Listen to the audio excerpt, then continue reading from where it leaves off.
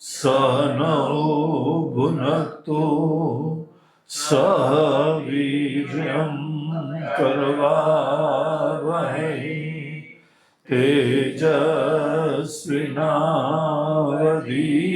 तेजस्विनावधीतमस्तु मा विद्विषावहै। ओम शांति शांति शांति। चलिए हम लोग गीता के इस पूरे शिविर में गीता का 7वां अध्याय ज्ञान विज्ञान योग, इसके ऊपर चिंतन कर रहे हैं और अंतिम सेक्शन बचा हुआ है। हम लोग लास्ट टाइम देख रहे थे कि यहाँ भगवान बोलते हैं अर्जुन हम हर जगह है, लेकिन हमने तुमको इस अध्याय में वो ज्ञान दिया कि हमको कैसे देखना पड़ता है। तुमको अपनी आंखों से प्रकृति ही दिखाई पड़ेगी, मायामय प्रकृति, और बड़ी सुंदर प्रकृति है। कई बार हम सोचते हैं कि इतनी सुंदर प्रकृति क्यों बनाई हमने। इतनी सुंदर प्रकृति है कि भगवान के लिए टाइम ही नहीं मिलता किसी को।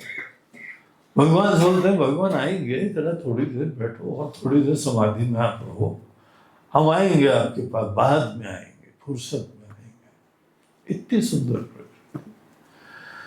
लेकिन भगवान जो कार्य करते हैं अच्छा ही करते हैं। सृष्टि सुंदर होती है, उसकी स्थिति बनी रहती है। थोड़े बहुत कष्ट देते हैं यहाँ पे। कष्ट इसलिए देते हैं क्योंकि हमको इस चक्कर में याद करे। अगर जिसको कष्ट नहीं दिया ना तो भगवान को याद ही नहीं करता है। उसके अंदर अभिमान हो सकता है, अरे नहीं हम सब कर लेंगे, हम सब कर लेंगे। बोलते हैं तुम बहुत कुछ कर सकते हो, तुम अगर ठीक से ज्ञान से युक्त हो जाओ तुम असंभव को संभव बना सकते हो। इतना सामर्थ्य हम सब लोगों में है, लेकिन हमको ठीक ज्ञान चाहिए। अच्छा ज्ञान देना वो साक्षात, इसीलिए गुरु की वंदना होती है। गुरु जो ज्ञान देते हैं वो ही जीवन का बेड़ा पार करते हैं। छोटी छोटी दैनंदिन समस्याएं होती है, लेकिन अगर ठीक गाइड नहीं मिला, ठीक डॉक्टर नहीं मिला तो कोई भी बीमारी हो के रास्ते ही नहीं मिलता है। अच्छा गाइड होना चाहिए, अच्छा गुरु मिल जाए, ये जीवन की सबसे बड़ी कृपा होती है। और गुरु मिल जाए इतना पर्याप्त नहीं है, और हमको गुरु, हम भी गुरु को मिल जाए, गुरु हमको मिल जाए, हम गुरु को मिल जाए, ये दोनों मिलना पड़ता है आपस में। अगर गुरु को हमने कल एक सज्जन आए, बोलते महाराज जी गुरु करना है, मैं बोला कितना वेट है, जैसे कुली करते हैं ना, बोलते हैं हाँ 2 सूटकेस है, बोलते ठीक है रेट निर्धारित कर दो। अब उसी तरह से बोला गुरु करना है हमको। मैं बोला कितना बोझा उठाना है, तुम्हारा भी उठाना है, तुम्हारे घर का भी उठाना है, तुम्हारे रिश्ते नाते का भी उठाना है, कितने का उठाना है बताओ, डील कर लेते हैं हम। अब ऐसे थोड़ी गुरु करना होता है। गुरु करना मतलब अपने आप को अब छोड़ दिया, इस जीवन का सब भार तुम्हारे हाथों में, शरणागति। गीता के 18वें अध्याय में भगवान बोलते हैं माम एकम शरणम व्रज। शरणागति आसान नहीं होती है। अपने अहंकार की, अपने अनेकों कामना की, हम इसमें जो एंजाइटीज होती है ना, ये हम इनसे फ्री हो जाए, देखो वो नया जीवन होता है। जो ये जीव होता है, जीव के अंदर बड़े सपने होते हैं, ख्वाहिशें होती हैं, कमियां होती हैं। जितने सपने और सब होते हैं कुछ कमी से उत्पन्न होते हैं, अभाव से उत्पन्न होते हैं। और यही मन में रहता है कि अगर हमारे अंदर ये फलानी चीज आ गई तो शायद हम पूरे हो जाएंगे। अभी मन में कोई इनसिक्योरिटी है, कोई मन के अंदर कमी है, कोई आनंद की कमी है, कोई बेचैनी है। जितनी कामना होती है उसी को दूर करने के लिए तो करते हैं। कोई व्यक्ति कैसी भी कामना करता हो, उसके मन के अंदर बहुत दो बड़े अज्ञान होते हैं। एक अज्ञान ये होता है कि ये जो हमारे मन के अंदर इच्छा है, कामना है, इस कामना की पूर्ति के उपरांत हम अपने अंदर पूरे हो जाएंगे, कंप्लीट हो जाएंगे, आनंदमय हो जाएंगे। एक तो ये गलत फहमी। एक बाबा जी पंडित जी के पास कोई गया, बोलते हैं महाराज जी हमारी कुंडली देखो, शादी वादी होगी कि नहीं होगी। बोलते हैं जरूर शादी करना बेटा, अगर शादी कर ली तो थोड़े दिन तो सब अनुकूलता रहेगी तो सुखी रहोगे, नहीं अगर अच्छी रहेगी तो विरक्त होगे, दोनों तरह से तुम्हारा कल्याण होगा। तो कर लो, ट्राई करो। रिश्ता बनाना, रिश्ता चलाना, ये कितना जटिल काम होता है। अपने मन को ही संभाल नहीं पा रहे, अब एक नए मन को भी उसके सपने, उसका अहंकार, उसकी प्रेरणा, उसका भविष्य, उसकी सिक्योरिटी, वो भी अब साथ जुड़ गया। तो उसके अंदर कुछ त्याग करना पड़ता है। सदैव अंततः हम लोग को जीवन में ये समझ में आता है कि पूरा आनंद जीवन में पॉसिबल होता है। विश्वास रखो, मनुष्य जीवन हमको मिला है, यहाँ पे कृतार्थ, कृतकृत्य, टोटल फुलफिल्ड इंसान हो सकता है। कोई डर नहीं, कोई इनसिक्योरिटी नहीं, कोई अपेक्षा नहीं, ऐसा पॉसिबल है। और जो अगर ये सोचता है ये पॉसिबल ही नहीं है, तो वो तो पहले दिन से फेलियर है, कोई होप ही नहीं है उसकी। सदैव ये विश्वास रखना चाहिए कि हम परिपूर्ण होंगे, हो सकते हैं। लेकिन कैसे? देखिए, हम अपूर्ण हैं, और दुनिया की कोई भी आप चीज देखिए वो भी यहाँ पे लिमिटेड है, संकुचित है, नश्वर है। ये है ना, इसमें कोई नई बात तो नहीं है, कोई झूठ बात तो नहीं है। सब चीजें नश्वर है, सब लिमिटेड है। क्या दो लिमिटेड चीजें मिलके इंफिनिट होता है कभी? कोई भी मैथ्स जानता हो, दो संकुचित नंबर्स के एडिशन से कभी भी इंफिनिट नहीं होगा, पूर्ण नहीं होगा वो। लेकिन हाँ, कुछ न कुछ आपकी जरूरतें पूरी होंगी, कुछ सहयोग मिल जाएगा, ये सब होता है। अंततः खूब सेवा करो, दूसरे जो भी हैं उसका प्यार से सेवा करो। लेकिन एक दिन शरीर छोड़ने से पहले हमको जो चीज भी बाहर है और हमारे अंदर भी जो चीजें हैं, जो चीजें हम अपने अंदर देखते हैं, उनसे छुटकारा प्राप्त करना चाहिए, उनसे मुक्त होना चाहिए। इतने सारी हमने उपाधियां, कामना, विकार सब धारण करे हुए हैं। मुक्ति भगवान बोलते हैं पता कैसे? इन गिनों को किनारे कर दो, बस देखो तुम कौन हो। जहां पे सब अपने बर्डन्स, एंजाइटीज और कामनाएं हम किनारे करते हैं, इसी को ज्ञान बोलते हैं, इसी को ध्यान बोलते हैं। और इसी में जब भावना जुड़ जाती है तो भक्ति बोलते हैं। तो ये भावना से, प्यार से, खूब निश्चय से आपको बाकी सब चीजें किनारे करनी चाहिए।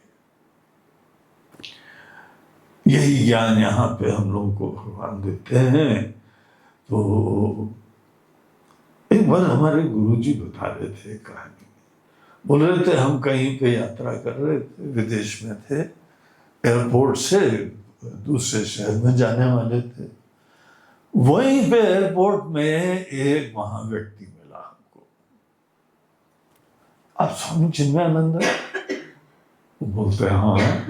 बोलते अरे वाह गुरुजी, आपको देख के बहुत आनंद आ गया, हम तो आपके बड़े परम भक्त हैं, आपकी किताबें पढ़ते रहते हैं और आपके दर्शन हमको हो गए। तो बोलते और कर लो।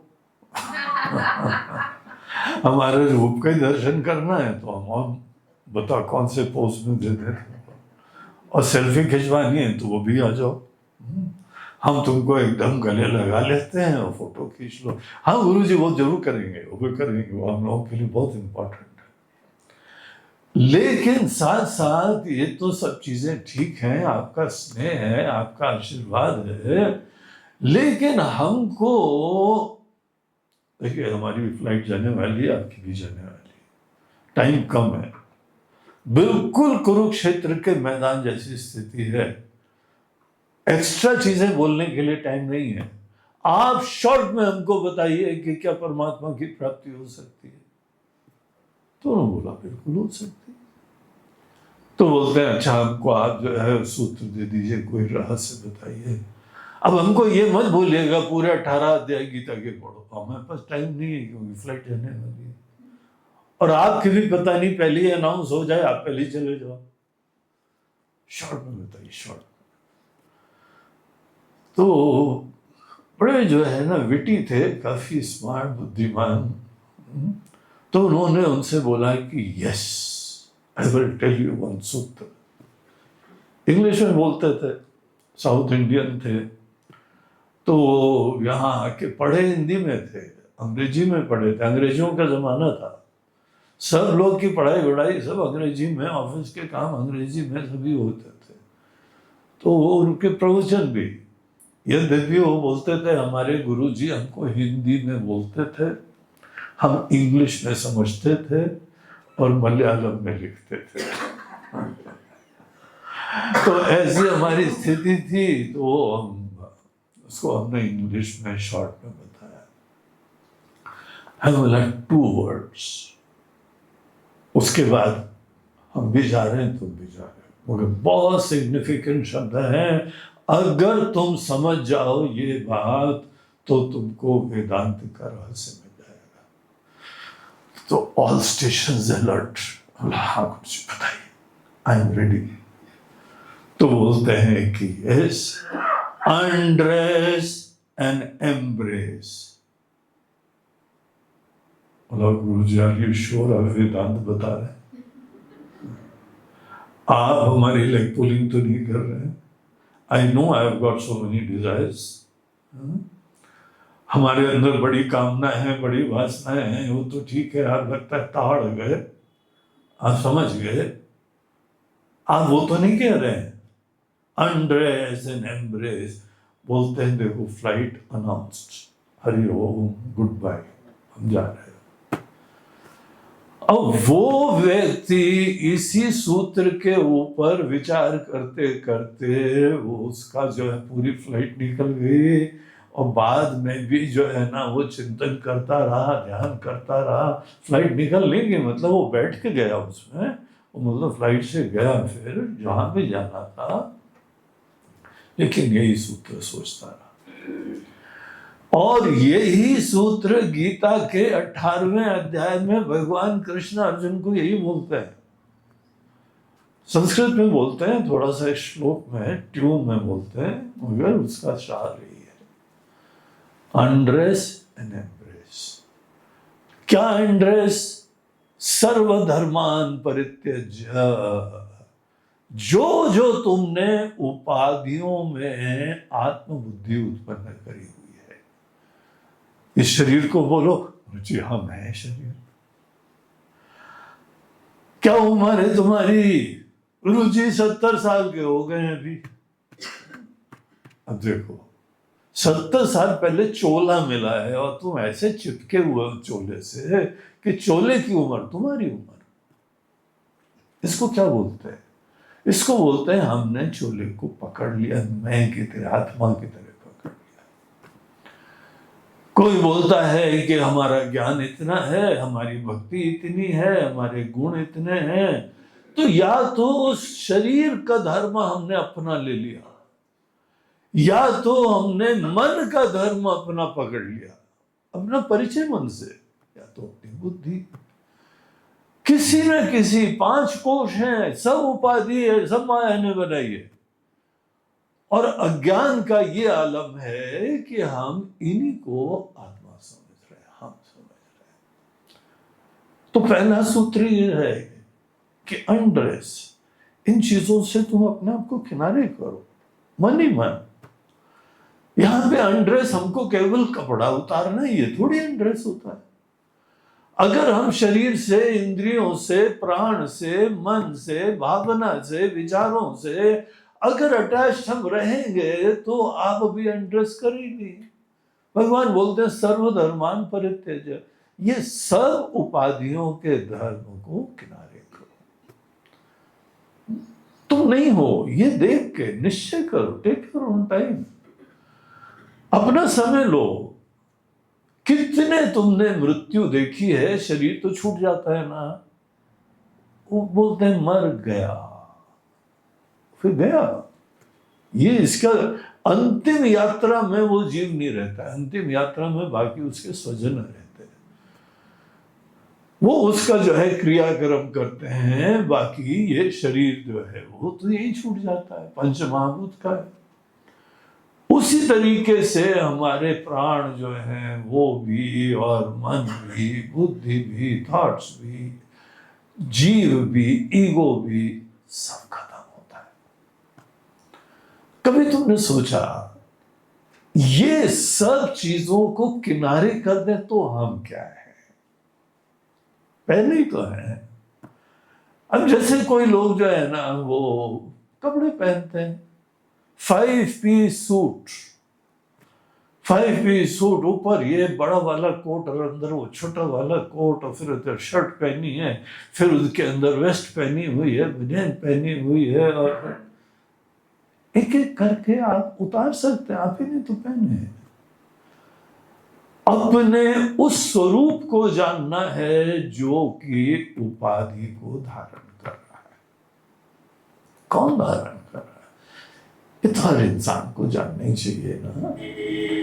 यही हमको शास्त्र बताते हैं, बाहर के कपड़े केवल चेंज करने हो तो उतारने हो तो कोई बात नहीं, बड़ी सिंपल सी बात है, लेकिन शरीर का अटैचमेंट, मन का अटैचमेंट, भावनाओं का अटैचमेंट, रिश्तों का अटैचमेंट, ये सब अटैचमेंट आप फ्री अपने आप को कर दो। अरे जो होता है क्या, क्यों नहीं होता? अगर धारण करा तुमने तो तुम ही छोड़ सकते हो।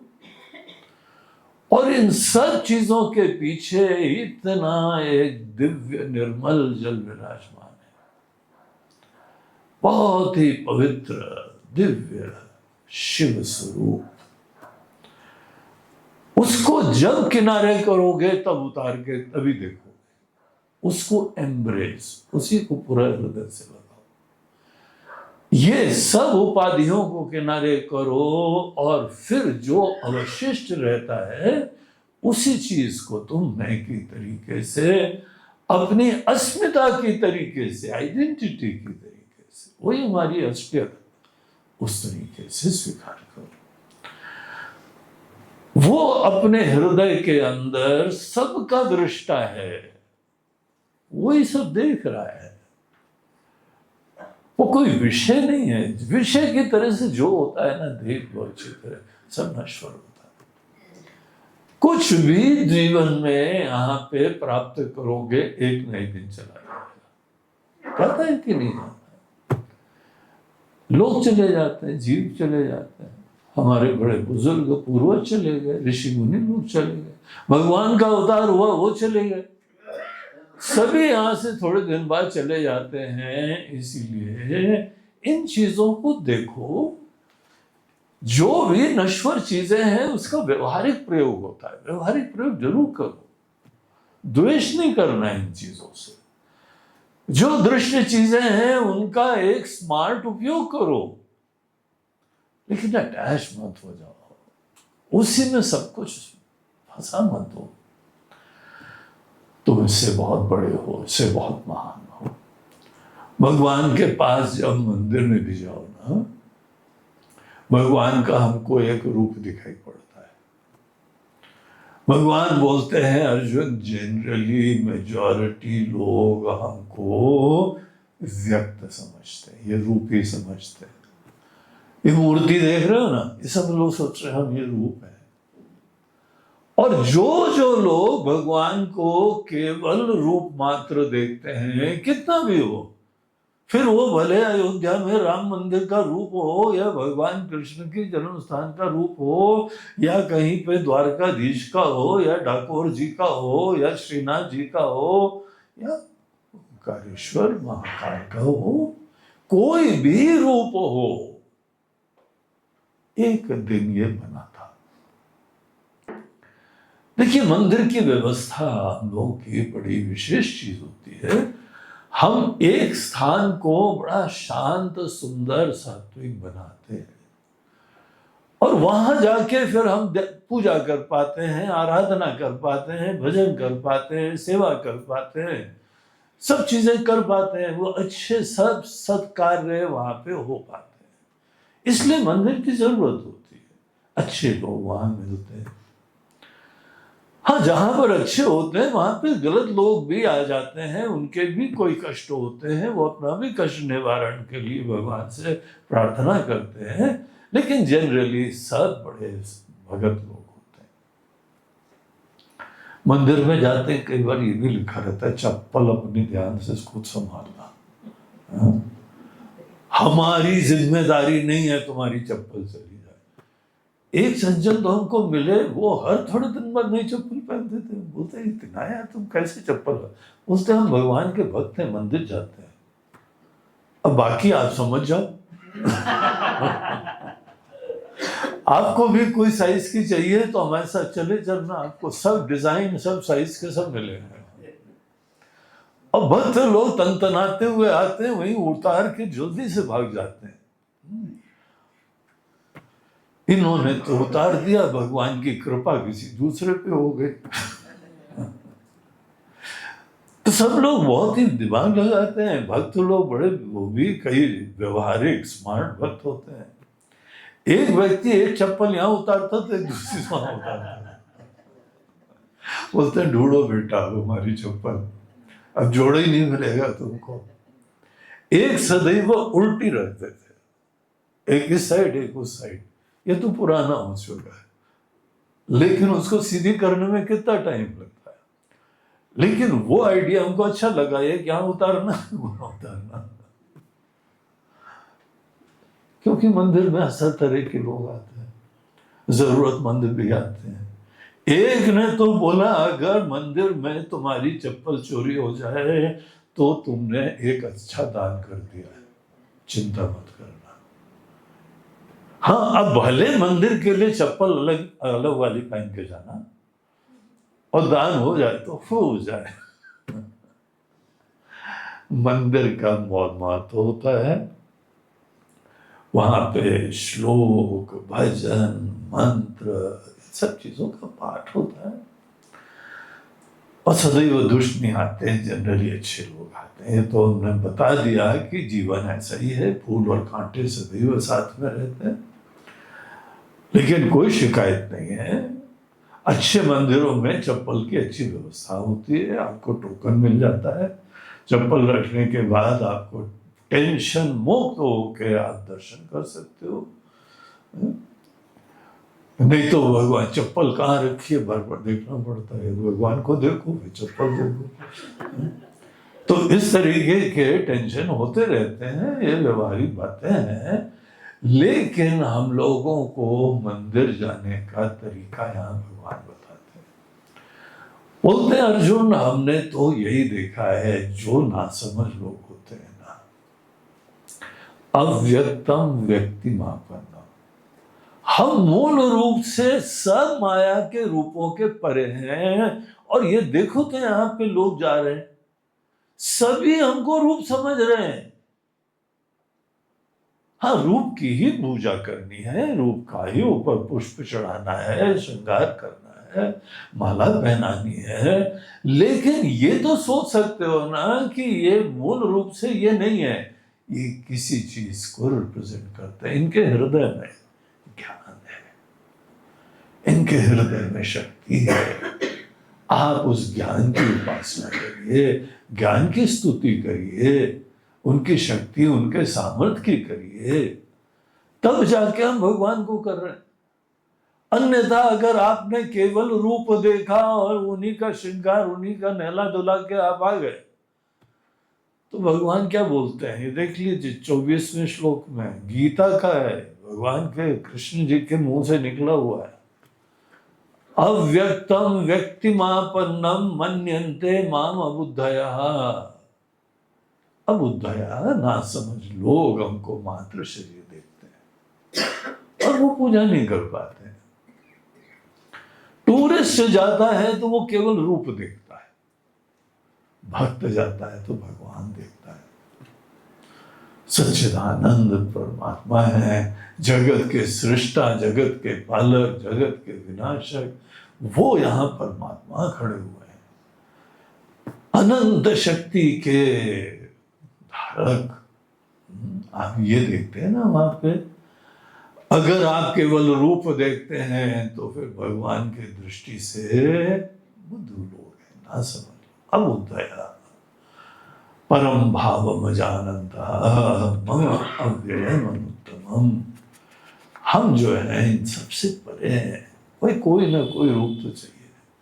देखिए आपके कोई बड़े प्रिय आदरणीय लोग होते हैं, अब नहीं है, आप एक फोटो से काम चला लेते हैं ना उनकी यादें लाने के लिए।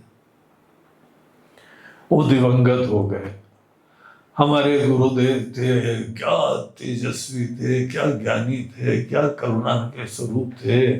अभी शरीर नहीं है, अब हम क्या करेंगे, अब उनकी फोटो रख लेंगे। फोटो जहां हमने देखी तो हमको उनका प्रेम याद आता है, ज्ञान याद आता है। यही मंदिरों में होना चाहिए। मंदिर में आप जाएं तो भगवान का ज्ञान याद करो, भगवान की करुणा याद करो। आप उस जो है वो व्यक्त वस्तु को परमात्मा मत समझना। केवल वो ही नहीं है, वो भी है, लेकिन उसके अंदर एक अव्यक्त दिव्य सत्ता विराजमान है। तो ये जो है भगवान का परम तत्व होता है। उस चीज को बताने के लिए ही हमको शास्त्र होते हैं। देखिए अगले श्लोक में भगवान इसी बात को आगे कंटिन्यू करते हैं।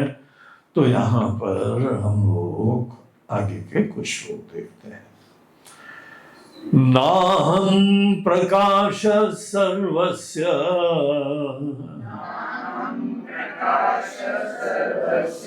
योग माया समावृतः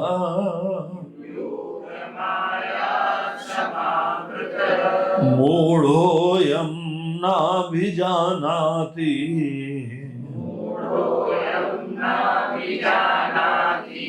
लोको मामजमव्ययम्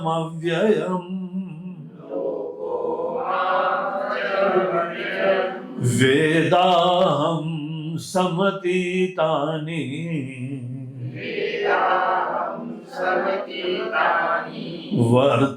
वर्तमानानि चार्जुन भविष्याणि च भूतानि मां तु वेद न कश्चन।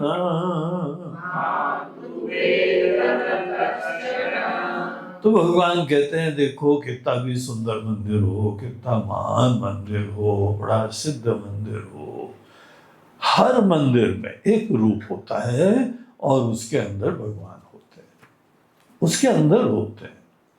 आप उस रूप को भी भगवान समझ सकते हैं अव्यक्त के साथ में। जो उसके पीछे दिव्य ज्ञान है, शक्ति है, सामर्थ्य है, उसके साथ आप रूप का भी भजन करो, स्तुति करो, स्नान करवाओ, सब उपचार करो, वो चीजें जो हैं ठीक होंगी। लेकिन जो भक्त केवल रूप को ही देखता है वो आदमी ज्ञानी नहीं बनता है, भगवान को देख ही नहीं रहा है।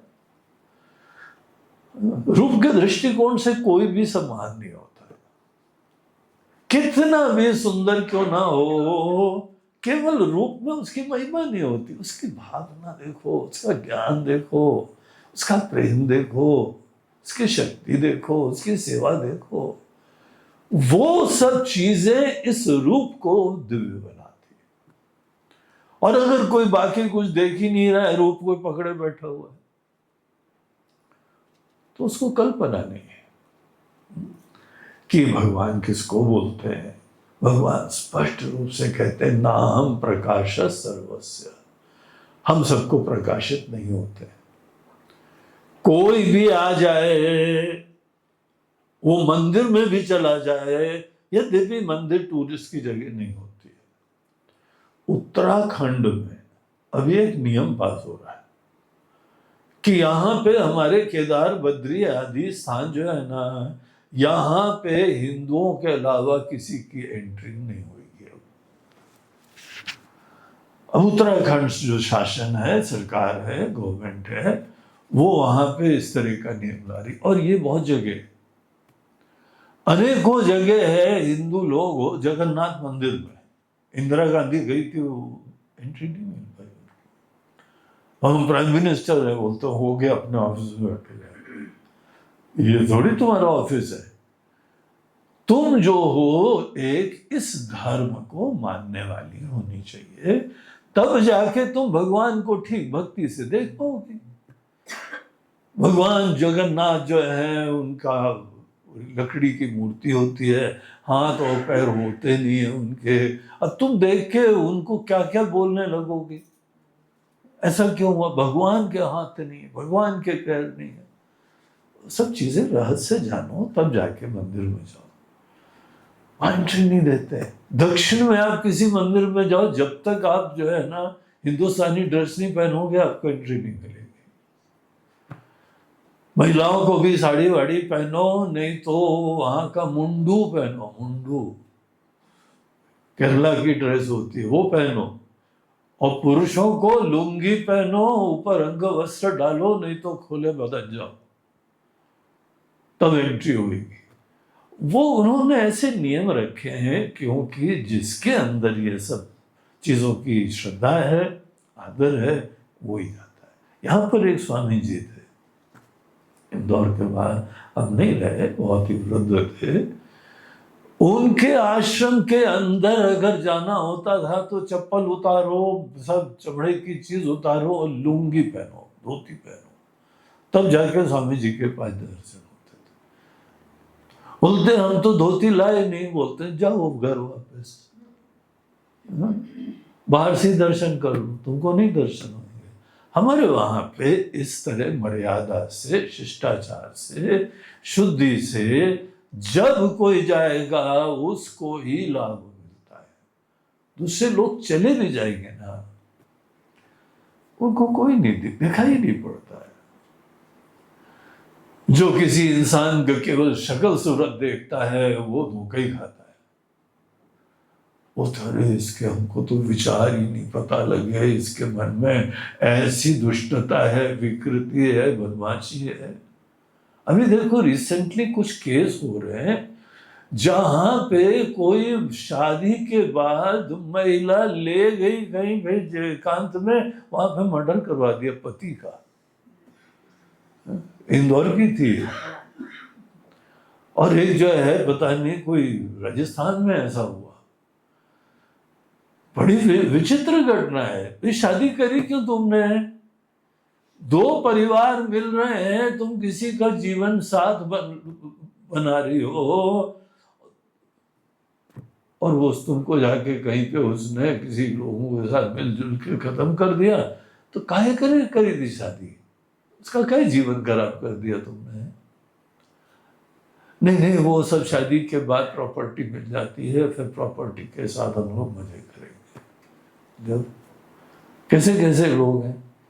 इसीलिए नाक नक्शा मात्र मत देखना। शादी वादी हो रही है, केवल चेहरा अच्छा है और ड्रेस, उस दिन तो अच्छी ड्रेस सब पहनते हैं, भले किराए से मांग के ले आते हैं, किसी से लेके आते हैं, उस दिन तो पूरी जो है ना वो सोनपरी बनती है, लेकिन वो सोनपरी अंदर से दुष्टा है, राक्षसी है। कैसे पता लगेगा? मन को देखना पड़ता है, गहराई में बुद्धि के विचार। महाराज जी कुंडली मिलाई थी और इतने सारे जो हैं वो इतनी गुण मिल जाते हैं। अब जिन पंडित जी ने गुण मिलाए थे वो भी रो रहे हैं। अरे हमारी पत्नी ऐसी निकल रही। एक यहाँ पंडित जी थे, शास्त्री जी, उनका नाम नहीं लेंगे, नाम लेने से व्यक्ति की प्रधानता हो जाती है। तो उनकी लड़की की शादी जो है वो हुई ग्वालियर में किसी और महान पंडित जी, विद्वान थे वहां के, शास्त्री थे, उनके लड़के से हुई। 2 साल में डाइवोर्स हो गया। अब हमको पंडित जी मिले, बोला पंडित जी कुंडली नहीं देखी क्या, पत्री नहीं मिलवाई? बोलते हैं गुरु जी सही बात तो ये है कि नहीं मिले। हमने सोचा वो मिलाएंगे क्योंकि वो बड़े पंडित हैं, वो तो मिलाएंगे, उनके घर लड़की आ रही है। उन्होंने सोचा ये मिलाएंगे, इन्होंने सोचा वो मिलाएंगे, कोई मिलाया नहीं। एक ने बताया मिलाया था। सब पत्री वत्री मिलाई थी, सीता जी की भी पत्री मिलाई गई थी, बेचारी को गृहस्थ आश्रम का सुख ही नहीं मिला। देखो ये सब चक्कर में बहुत ज्यादा मत पड़ो, सीधे दृष्टि चीजें देखो, शरीर भी अच्छा हो, परिवार अच्छा हो, आचरण अच्छे हो, आदमी के भावना अच्छी हो, ज्ञान अच्छा हो, ये सब चीजें अच्छी होने चाहिए। केवल बाहर की चीजें, रूप रंग देखने से जीवन भर पछताना पड़ता है। हमको प्रॉब्लम नहीं है, तुम जल्दी विरक्त होगे, तुम जल्दी सन्यासी बनोगे, लेकिन कम से कम जिस चीज के लिए तुमने शादी करी है वो गृहस्थ आश्रम के प्रयोजन तो सिद्ध हो। केवल देखा देखी में ऊपर से बेवकूफ लोग हैं। भगवान बोलते हैं गहराई से जो न देखे वो पछताएगा। तुम दुनिया में रिश्ते नातों को न देखो या तुम अपने आप को भी न देखो। सबसे बड़ा प्रॉब्लम वहां आता है। दुनिया को तो देखो ना देखो, निपट लोगे। यार दोस्त हैं, धोखा देते हैं कई बार। रिश्ते नाते कहाँ किस दुनिया में रहते हैं, क्या तिगड़म चलता रहता है दिमाग में। गहराई से देखना सीखो, असलियत सबकी जानने की कोशिश करो, और बाकी लोगों की असलियत को इतनी चिंता मत करना, अपनी असलियत जानो, भगवान की असलियत जानो।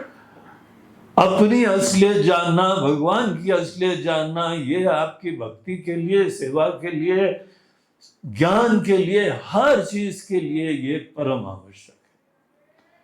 जो भगवान का भक्त बोलता है लेकिन भगवान का ज्ञान ही नहीं है, कोई अध्ययन ही नहीं कर रहा है, चिंतन ही नहीं कर रहा है, तो भाई तुम केवल अपने अहम की संतुष्टि करना चाहते हो क्या?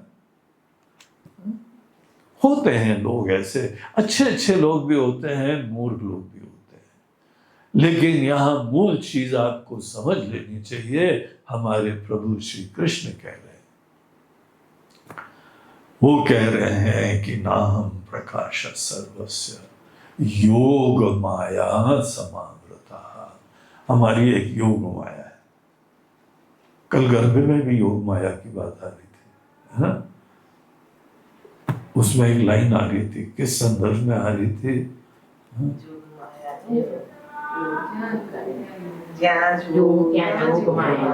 योग माया। वो योग माया देखिए 25वें श्लोक में है, योग माया समावृतः। हमारी योग माया हमको छुपा के रखती है। यहां योग माया क्या करती है? माया एक ऐसा वो सृजन करती है, उत्पत्ति करती है कि भ्रम उत्पन्न हो जाता है। सतही चीज, नश्वर चीज, गौण चीज हमारे लिए बहुत इंपॉर्टेंट बन जाती है। देखो अगर सुपरफिशियल चीजें तुम्हारे लिए इंपॉर्टेंट हो गई ना, तो कौन पछताएगा? हम ही पछताएंगे, हमें को कीमत होगी। तुम तुम असलियत नहीं पहचानते हो, then you have to pay the price, तो भुगतना पड़ेगा। और ये योग माया का काम ही है। योग माया चाहती है कि लोग यहाँ दुनिया में, संसार में अच्छी तरह रमते रहे हैं, पूरा काम तो करें। तो वो सब चीजें, अनेकों चीजों का आकर्षण, प्रलोभन देने के लिए योग माया कुछ ना कुछ सुंदर चीजें प्रस्तुत करती रहती है। हम अपने योग माया से आवृत है, छुपे हुए हैं। और अगर तुम माया को निपटना नहीं जानोगे तो तुम हम तक नहीं पहुंच सकते। ये खजाना है, बहुत बड़ा खजाना है, और खजाना यहीं पे ही है, आपके हृदय में ही है, लेकिन उसी योग माया के द्वारा छिपा हुआ है। केरला में भगवान विष्णु का मंदिर है, पद्मनाभ मंदिर, सुना है ना? इस देश का, दुनिया का मंदिर जो सबसे बड़ा खजाना उसके अंदर रखा है। पता नहीं हम लोग के वहां कौन कौन से मंदिर में भी खजाने, लेकिन उसमें तो प्रमाण मिल चुका है। सुप्रीम कोर्ट ने उसकी चेकिंग करवाई है।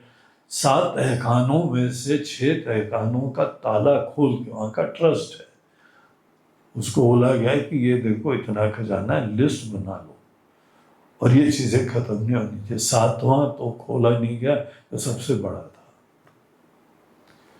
मंदिर के अंदर खजाना है, जैसे वो मंदिर के नींव के अंदर खजाना है, वैसे आपका शरीर, इसकी भी नींव में खजाना है। Can you imagine? इतना अक्षय भंडार हमारे पास है, हमको अंदर झांक के देखना है।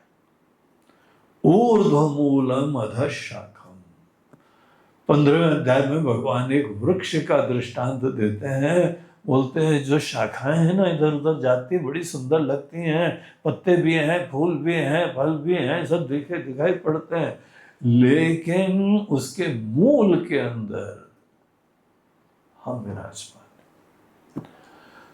और जो आदमी यहाँ ना समझ है, वो केवल दुनियादारी में लगा रहता है। लघु दुनिया में, ये कोई मना नहीं कर रहा है, भगवान ने मौका दिया है, लेकिन तुम असली खजाने का एड्रेस तो समझो। दीन होके, दुखी होके, विक्षिप्त होके तुम दुनिया में जीते रहते हो। अरे सर उठा के गरिमा से जियो। दुनिया में जीने में कोई इशू थोड़ी है। भगवान आके खुद भी लीला करते हैं, मनुष्य शरीर धारण करते हैं, रिश्ते नाते उनके होते हैं, सब होते हैं, लेकिन उनके लिए कभी कोई टेंशन नहीं होता है। जो व्यक्ति भगवत तत्व को नहीं जानता है, वो दीनहीन होकर जीता है, टेंशन में जीता है। हम यहीं पर है, लेकिन हमारी माया उसको व्याप्त करे। माया बस केवल उसका काम है धोखा देना। और अगर आप विचार न करो तो माया की जीत हो जाती है। अगर कोई विचार करे तो माया फेल हो जाती है। माया को फेल करने का तरीका केवल यही है कि आप खूब अच्छी तरीके से विचार पूर्वक निश्चय करो। तो मेजॉरिटी नहीं करते हैं, इसीलिए माया के चक्कर में आते हैं। माया देवी बड़ी खुश रहती है, हमारा जादू का चक्कर चल रहा है, सभी हमारे भ्रम में मोहित हो रहे हैं। तो भगवान बोलते हैं देखो, मंदिर में भी जाओ, व्यक्त मूर्ति देखो, उसके पीछे सोचना चालू करो, इसके पीछे भगवान है। हर रूप में भगवान है, आपके शरीर में भी भगवान है, आपके हृदय में भगवान है। लेकिन आंख बनाई नहीं गई, आंख तो केवल रूप रंग को देखने के लिए बनाई गई। हमको अंततः झांकना है, हर वस्तु के हृदय तक झांकने को देखना है। तो हृदय को देखने का प्रारंभ करो, सबके हृदय में झांकने का प्रयास करो। मूढ़ो यम नाभिजानाति लोको माम अजम अव्ययम। तो यहाँ जो मूढ़ लोग होते हैं, अर्जुन, मोहित होते हैं, मूढ़ उनको बोलते हैं जो मोहित होते जो किसी चीज से इतना ज्यादा फैसिनेट हो गया कि धोखा हो पड़ जाता है, उसको बोलते हैं मोहित, मूड। मूड हो यमुना भी जाना थी। अगर कोई आदमी इतना जल्दी विचार बगैर विचार के फंस जाता है कहीं पर भी, देखो विचार बगैर करे जीवन का कोई भी अनुभव तुमको गिरा सकता है। तुम्हें ठीक से शिक्षा लेनी चाहिए। अगर हमको जीवन में कोई कष्ट आ रहे हैं, बार बार आ रहे हैं, तो विनम्रता से, ह्यूमिलिटी से समझ जाओ कि तुमको गहराई से देखना अभी सीखना चाहिए, और कोई प्रॉब्लम नहीं है यहाँ। हम ही अनित्य को नित्य समझ लेते हैं, असत को सत समझ लेते हैं, झूठे को सच्चा समझ लेते हैं। ये हमारे अंदर कमी है। इसी को बोलते हैं कि ये मोह आ जाता है। इसी मोह के वजह से हम आराम से बैठे रहते हैं, हमारे पास तो कोई पहुंचता ही नहीं है। तो यहां पर भगवान बोलते हैं आगे कि वेदा हम समतीतानि। अर्जुन, हम जो है ना अंदर बैठ के सब देखते रहते, पूरी दुनिया देखते रहते हैं, माया को देखते हैं, माया के काम को देखते हैं, सब चीजें हम वो चेतन चिन्मयी तत्व, प्योर कॉन्शियसनेस, प्रज्ञानम ब्रह्म तुम्हारे हृदय में बैठे हुए हैं, हम देख रहे हैं, सब चीजें हम देख रहे हैं। वेदाहम समतीतानि वर्तमानानि च अर्जुन भविष्यानि च भूतानि। बोलते हैं ये देखो, काल के 3 पहलू होते हैं, भविष्य, वर्तमान और भूतकाल। तो ये तीनों चीजें, देखिए हम लोगों का अभी तक का भूतकाल का जीवन रहा है, याद है, शिक्षा लेनी चाहिए।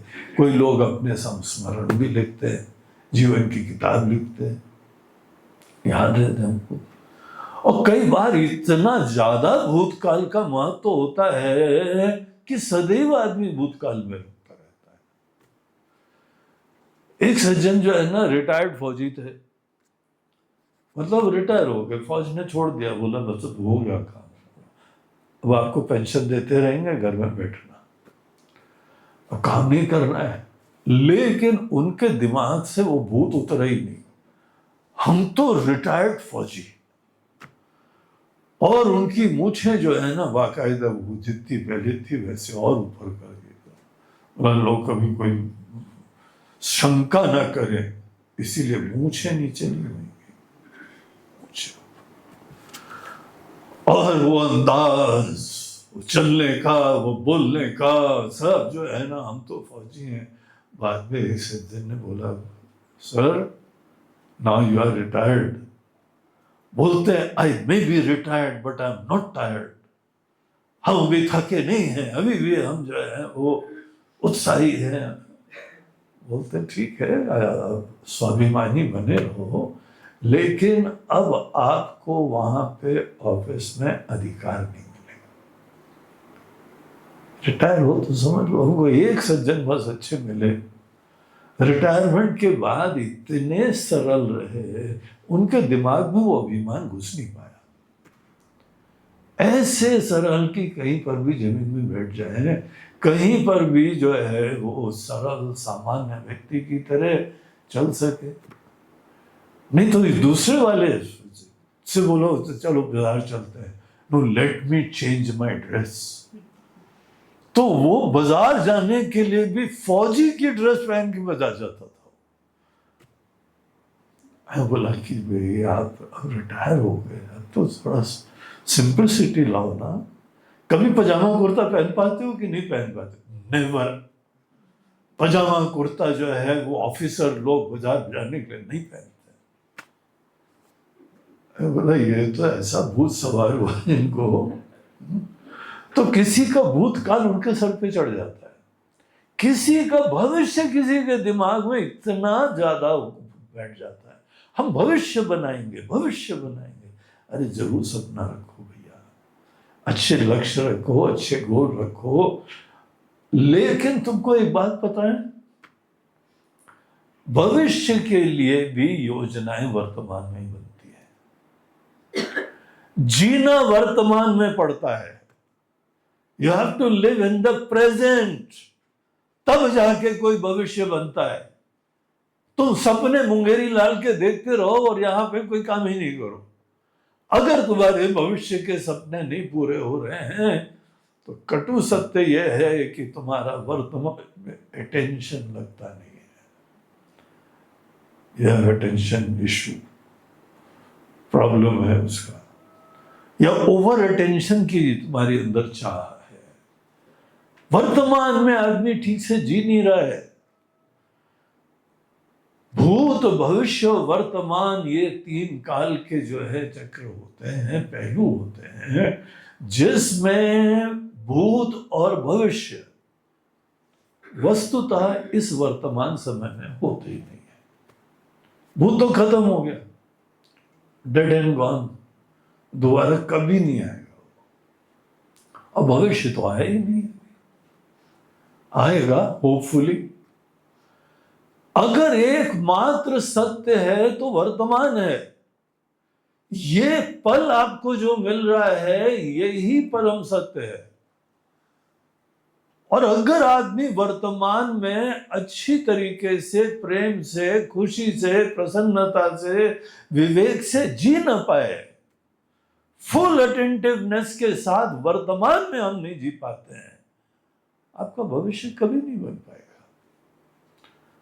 आप ये ध्यान देना, जो व्यक्ति का अगर वर्तमान में एंजाइटी रहती है, उसके मन में जो चिंता बनी रहती है, सेल्फ कॉन्शियसनेस बहुत ज्यादा बनी रहती है, लोग कैसे बोलेंगे, लोग कैसे देखेंगे, लोग क्या करेंगे, लोग, हम रिलैक्स ही नहीं हो पा रहे।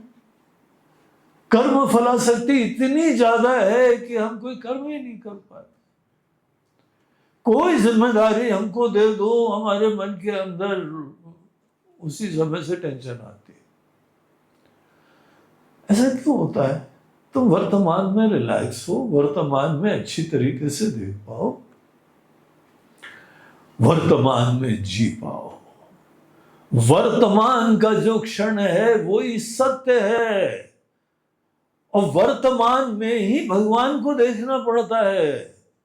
भगवान का दर्शन भविष्य में नहीं होता है, भगवान का दर्शन वर्तमान में होता है। इसीलिए वर्तमान में रहना आना चाहिए। और भगवान सब तीनों कालों को देखते हैं, वो हमारे लिए बोल रहे हैं।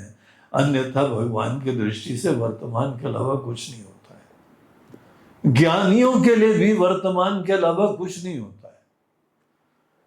हमको कोई भविष्य की चिंता नहीं है, क्योंकि पता ही नहीं भविष्य आया नहीं है। भविष्य आएगा भी तो वर्तमान होके आएगा, है ना। भविष्य जब भी आपको आएगा तो वर्तमान बन के आएगा ना। और वर्तमान में रहने में हमको टेंशन होती है। जहां वर्तमान में कोई परिस्थिति आए तो हमारे मन के अंदर एंजाइटी होने लगती है, चिंता आने लगती है। आपको जब जब चिंता है, आप सोचना है ये चिंता किस चीज के लिए? भूतकाल की इमेज के लिए है, भविष्य के सपने के लिए है, या वर्तमान में प्रतिष्ठा के लिए है? कुछ ना कुछ ये चक्कर होता है। अगर ये चक्कर हम रिजॉल्व कर लेते हैं तो वर्तमान में आप रिलैक्स हो सकते हैं। आपके अंदर यहां पे जो भी चुनौतियां आएंगी, आप शिक्षा भी ले सकते हैं, आप लेसन लर्न कर सकते हैं। कुछ ना कुछ एंजाइटी आ जाती है, गलिबिलिटी हो जाती है, थोड़े से ज्यादा ही जो है वो शिथिल हो जाते हैं। भगवान बोलते हैं, अर्जुन हम ये सब कालों को देखते हैं, सब चीजों को हम देखते रहते हैं। वर्तमान में जो अच्छी तरह रह पाता है वो सबका रहस्य जान जाता है। आप चिंता भविष्य की किनारे करो, जिया करो। कल क्या होगा इसकी इतनी चिंता मत करो, वर्तमान को अच्छा सुंदर बना जो व्यक्ति वर्तमान के लिए अच्छा काम करता है उसका भविष्य अच्छा ही होगा। हम ये तीनों काल समतीतानि वर्तमानानि भविष्यानि च भूतानि, तो जो चले गया है, जो है और जो आने वाला है, अर्जुन चेतना सबको जानती है, किसी से ऑब्सेस्ड नहीं होती, किसी से उपहित नहीं होती है, किसी से जो है डिस्टर्ब नहीं होती है। अगर कोई व्यक्ति के अंदर ये कमी है कि आप या तो भविष्य की चिंता ज्यादा करते हो, आप वर्तमान में जी नहीं पाओगे। आपको आशीर्वाद भगवान दे रहे हैं, आशीर्वाद अनुभव भी नहीं कर पाओगे, क्योंकि भविष्य की चिंता है। किनारे करो, सत्य तो यही है ना, ये वर्तमान का समय सत्य है। आगे कुछ हो ना हो, आगे क्यों मन में अंदर टेंशन लेना है। आप तो वर्तमान में अच्छी तरीके से जीने की सोचो। जो व्यक्ति काल के ही इस चक्कर से थोड़ा रिजॉल्व कर लेता है अपने आप को, भूतकाल से शिक्षा लेनी चाहिए मगर भूतकाल में नहीं जीना चाहिए। अब यहाँ पर हम अनेकों लोगों को देखते हैं, महाराज जी हमारी जो है ना भारतीय संस्कृति पहले बहुत महान थी, और वो अरे थी यार, उससे तुमको शिक्षा लो ना, क्यों अच्छी बनी थी। तुम उसी का गर्व करते रहोगे, उसी का गुणगान गाते रहोगे, उसी की चर्चा करते रहोगे, तो काम कब करोगे ये बताओ। बड़ी खुशी की बात है कि तुम्हारे पूर्वज लोग महान थे, लेकिन तुम पूर्वजों की महानता का ही अभिमान उत्पन्न करना चाहते हो क्या? कि पूर्वजों को हम खुद ऐसा करके दिखाएं कि हम खुद एक कदम आगे बढ़ जाएं। हम काम ही नहीं कर रहे हैं। जो आदमी के जीवन में यहां पे कुछ भी महानता उत्पन्न करने का कोई मादा ही नहीं है, कोई प्रेरणा ही नहीं है, उसको अहम की संतुष्टि भूतकाल से करनी पड़ती है। हमको ऐसा वैसा मत समझो, हम बड़े महान जो है ना वो कुल के हैं, उससे हो गए यार, लेकिन अभी तो कर्म तो दिखाई नहीं पड़ रहे। नहीं, कर्म भले नहीं दिखाई पड़े, लेकिन हम तो ऋषि पुत्र हैं। तो बोलते तुम उम्मीद क्या करते हो, तुमको ऋषि की तरह आदर दे क्या? नहीं उतना नहीं दो, लेकिन थोड़ा तो दो ना। तो तुमको बोलने की जरूरत नहीं पड़ेगी, अगर तुम्हारा कर्म अच्छा होगा, आचरण अच्छा होगा, तो बगैर बोले हम आदर देंगे तुमको। लेकिन हम तुम्हारा भूतकाल देख के आदर नहीं देंगे, तुम्हारा इस समय आचरण देख के आदर करो ना। क्यों नहीं करते? नहीं आपने हमारे भूतकाल को पूर्वजों को समझ क्या रखा है? बोले बड़े महान समझ रखा है, लेकिन तुमको देखते हैं तो हमको उनके ऊपर भी प्रश्न चिन्ह लग जाता है। वो लोग महान जरूर थे, लेकिन तुम्हारी जैसी संतान कैसे हो गई? नालायक। नहीं महाराज जी हम नालायक भले होने के, हमें पूर्वज बड़े महान। अब कई लोग बस यही बोलते रहते हैं, पूर्वज लोग अच्छे थे, पूर्वज लोग अच्छे थे। बोला तुम्हारे पूर्वज व्यक्ति ऋषि नहीं थे, साक्षात भगवान है। सुना ये श्लोक, तुम्हें माता च पिता तुम्हें, भगवान से आपका जन्म हुआ है, वहां से कहानी चालू हुई है, लेकिन तुम कहां फंसे हुए हमको ये नहीं समझ में आ रहा है। शुरुआत तो तुम्हारी साक्षात पर ब्रह्म परमेश्वर से हुई है, फिर माया के चक्कर में ऐसे फंस गए हो कि यहाँ भगवान आसपास कॉलोनी में नहीं दिखाई पड़ते, तुम्हारे मन में नहीं दिखाई पड़ते हैं, तुम्हारे विचारों में नहीं दिखाई पड़ते हैं, क्योंकि तुम वर्तमान में जीते नहीं। बहुत ज्यादा नहीं करना चाहिए, थोड़ा बहुत स्वाभिमान लेके कर्म अच्छी तरह करना सिखाना चाहिए। और कर्म के लिए सामान्य व्यक्ति को भविष्य के सपने ही प्रेरणा देते हैं। किसी व्यक्ति को अगर बहुत मोटिवेशन और प्रेरणा हो तो बड़े महान सपने होने चाहिए। जी सपने अच्छे होंगे तो ही हमारा देश, हमारा दुनिया सब अच्छा हो। मैं बोलता हूँ भविष्य को सुधारते रहते हैं।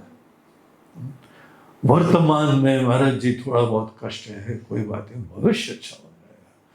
यार भविष्य आएगा, वर्तमान बन के आएगा ना, इतना तो तुमको पता है। तो वर्तमान को भी थोड़ा ठीक करो ना। अच्छा मुस्कुरा लो, थोड़ा मुस्कुरा। नहीं महाराज जी भविष्य का इतना टेंशन है, मुस्कुरा नहीं सकते। इतना ज्यादा भविष्य जो है वो एट स्टेक्स, हाई स्टेक्स। मुस्कुराना भी ऐसा लगता है टाइम वेस्ट करना होता है। हम कॉम्प्लेसेंसी ले आते हैं, ढीला बना ले आते हैं। देखो कैसे लोग भविष्य में फंस जाते हैं, वही उनके लिए बंधन बन जाता है। भविष्य की चिंता मत करो। भगवान का भरोसा ऐसी चीज होती है, अगर कोई सही में भगवान का भरोसा रखता हो, चिंता नहीं करनी चाहिए।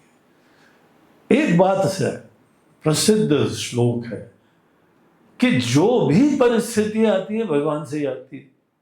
ये बात के ऊपर भरोसा है कि नहीं है? तो जो भी आएगी भगवान से आएगी। अब भगवान जब कोई देंगे तो अच्छा ही देंगे, कुछ ना कुछ अच्छा होगा। महाराज जी मुसीबत हो रही है, इतने फेलियर हो रहे हैं, आप बोल रहे हो अच्छा ही होएगा। बोलते नहीं, इसमें भी कुछ भगवान हमको सिखा रहे हैं।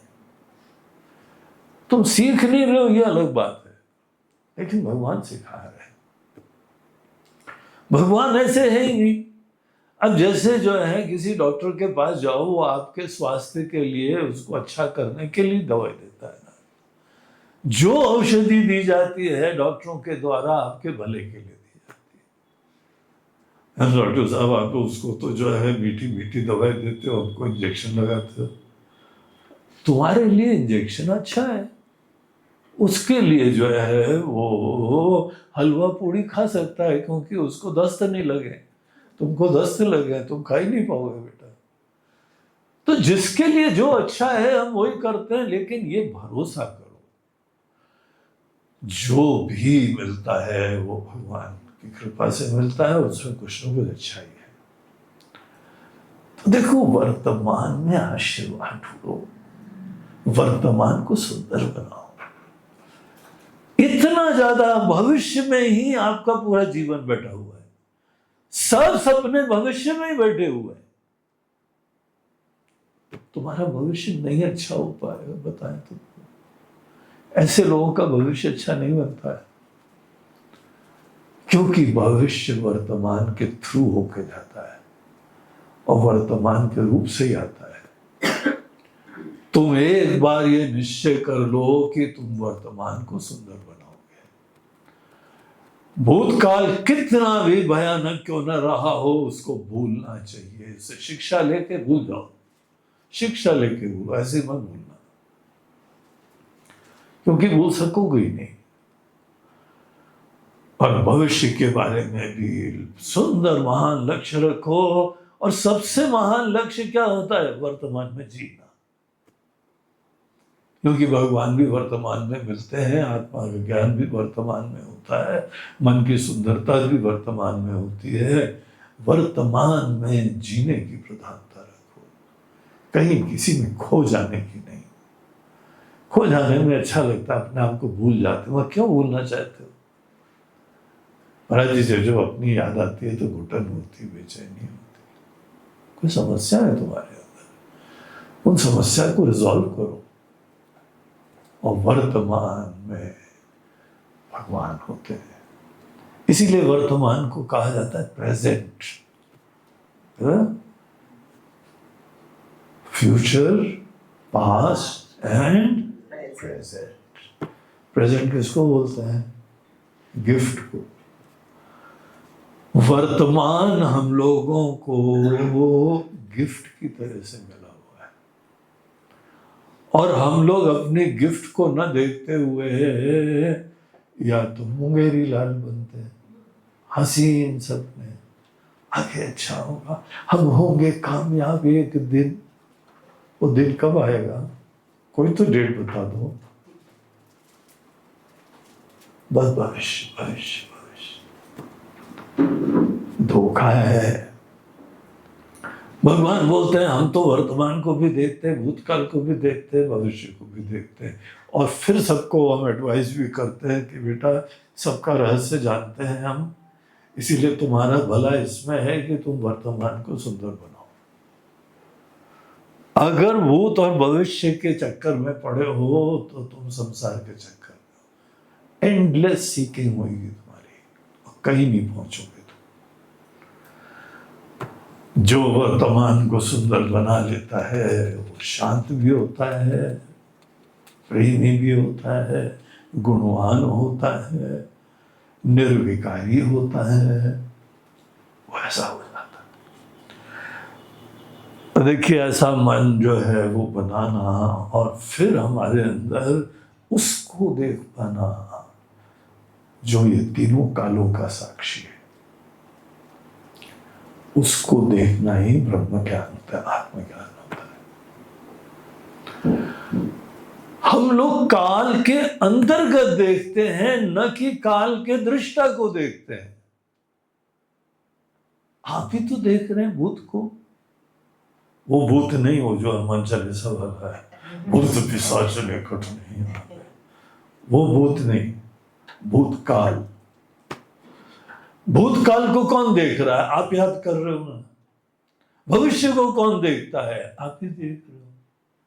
अब यहां पे गीता पढ़ने के बाद आप एक नई चीज देखो, काल को देखने वाले को देखो। भूतकाल कौन देख रहा है, भविष्य कौन देख रहा है, वर्तमान कौन देख रहा है? थोड़ा फोकस टर्न कर। अब यहां पे भूतकाल में क्या है, कोई चिंता की बात नहीं, क्योंकि अब दृष्टा को देख रहे हैं। एक तो होता है पिक्चर देखना, आप यहां पे ऑडिटोरियम में सीट के ऊपर बैठ के पिक्चर देखो, और एक होता है पिक्चर देखने वाले की कॉन्शियस हो, हम देख रहे हैं।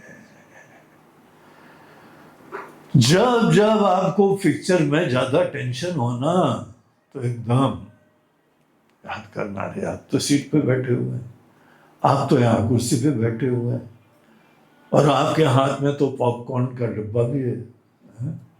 एकदम उसको पैकेट को खोलना और 2-4 पॉपकॉर्न डाल लेना,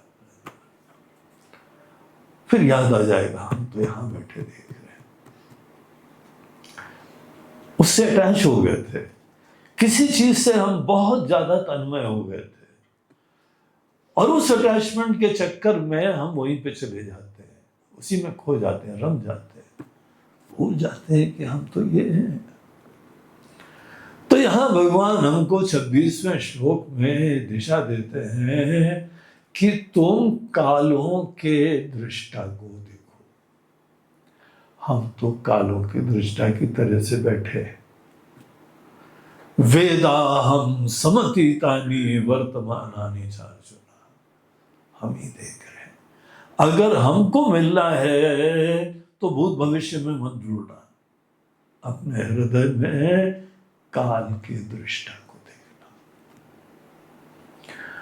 और देखिए ये बहुत एक नई यात्रा है और मजेदार यात्रा है, काल के दृष्टा को देखना। आप देखेंगे कि हर समय काल नहीं होता है। हर समय काल होता है क्या? गहरी नींद में तो नहीं होता है। गहरी नींद में कितने घंटे सो के आ रहे हो हमको कुछ नहीं पता होता है। कई बार हमको भी इतनी बढ़िया नींद आती थी। एक तो नींद होती सपने वाली, उसमें बेचैनी रहती है, उसमें पूरी तृप्ति नहीं होती है।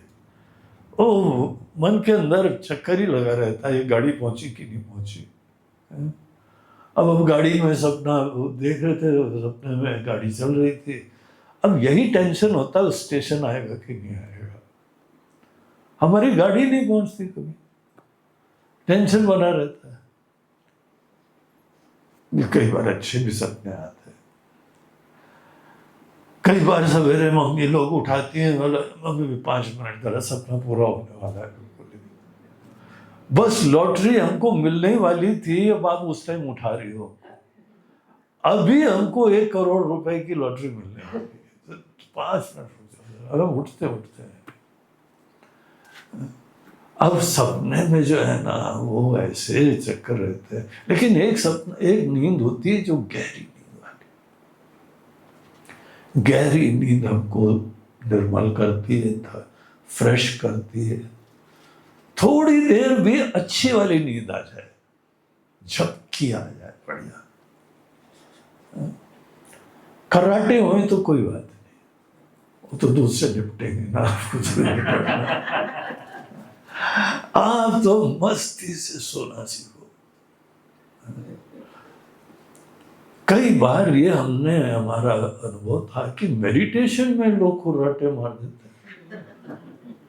अब मेडिटेशन का टाइम रखा सवेरे, सवेरे मतलब रात को 8 घंटे सो के आ रहा है, वो होपफुली सो के आ रहा है, लेकिन रात को उसको नींद ही नहीं आई। और यहाँ पे स्वामी जी ने चालू करा, सब लोग शांत बैठो, मूर्तिवत शरीर को स्थिर करके बैठो। अब हमने केवल शरीर को स्थिर करने को बोला, आवाज आई।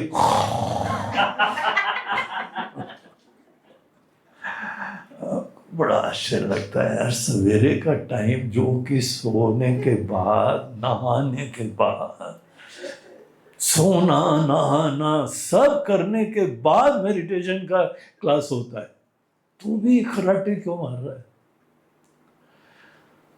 तो दिल को बहलाना पड़ता है कि बेचारे को रात को नींद नहीं आई होगी। फिर साथ साथ अपनी पीठ ठोकते हैं, वो बहुत बढ़िया काम कर रहे हो। जिस आदमी को 8 घंटे नींद नहीं आई, यहाँ 2 मिनट में नींद आ गई, और वहां पे ठीक से सो नहीं पाया। यहाँ पे जहां हमने ओम बोलो, इतने में सो गया। धन्य हो, धन्य हो। मेडिटेशन की महिमा है।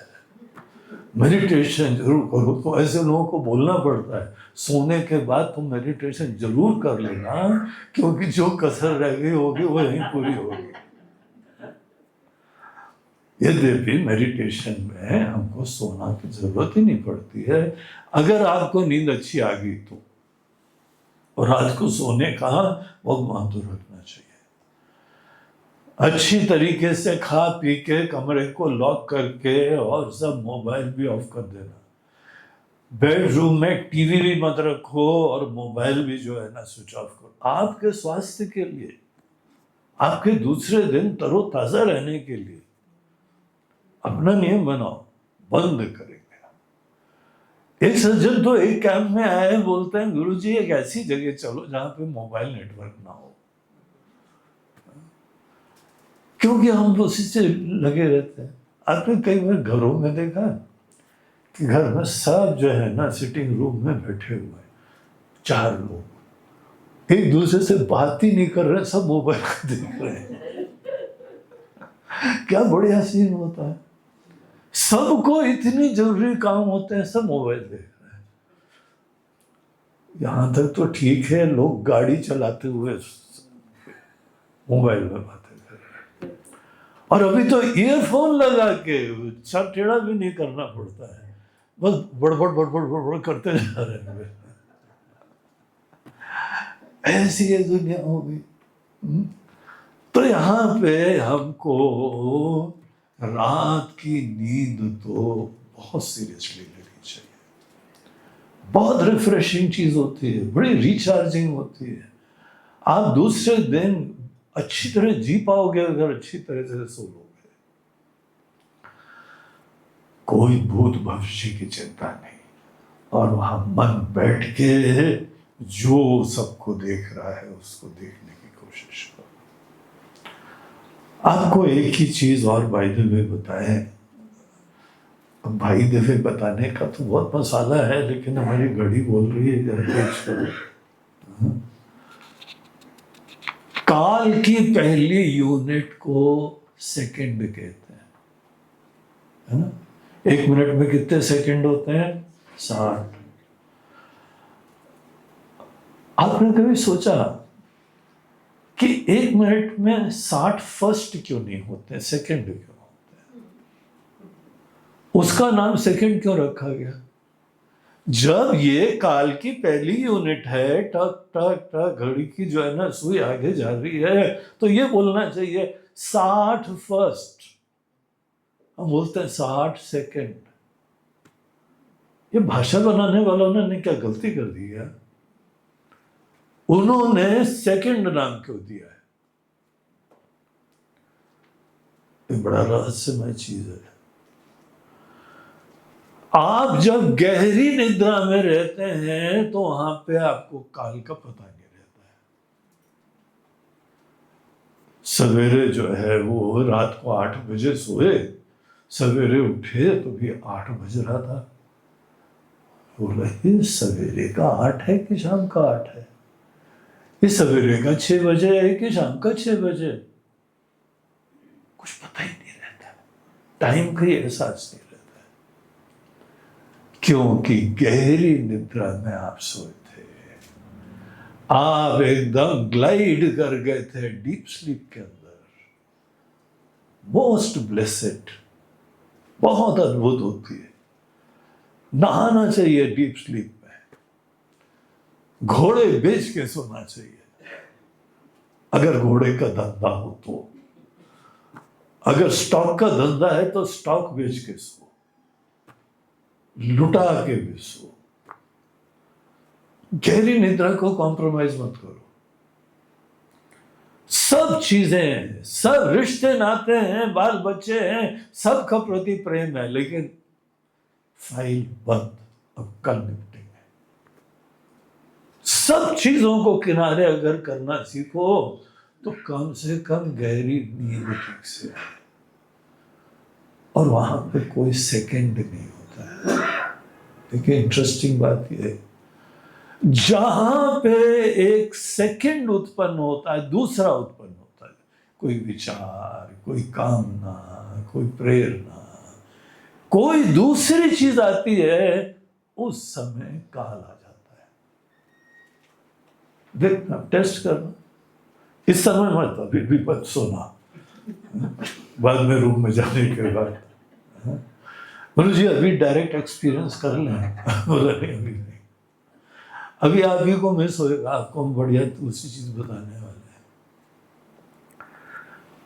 मन में जब कोई एक विचार दूसरा अन्य आता है, उसी समय से भूत भविष्य का जन्म हो जाता है, काल का जन्म हो जाता है। इसीलिए समाधि की प्राप्ति में सब द्वैत की समाप्ति होती है और कालातीत हो जाता है।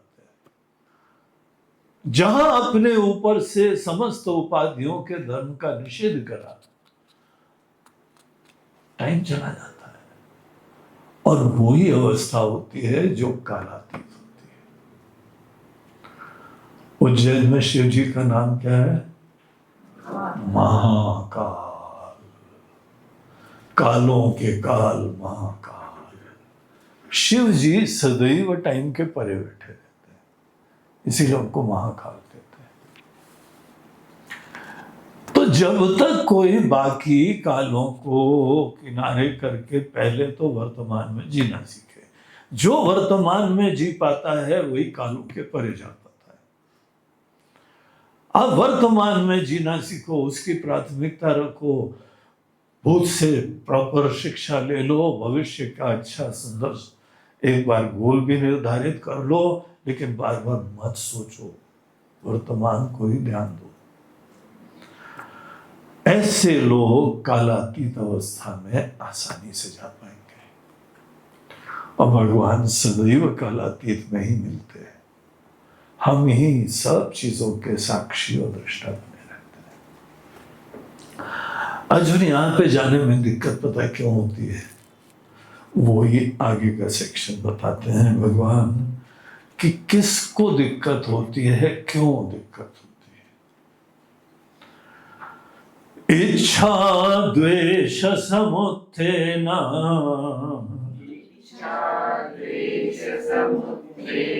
द्वंद्व मोहेन भारत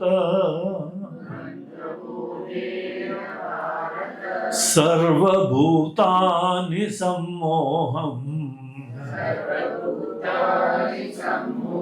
सर्गे यान्ति परन्तप येषां त्वन्तगतं पापम् जनानां पुण्यकर्मणां ते द्वन्द्वमोह निर्मुक्ताः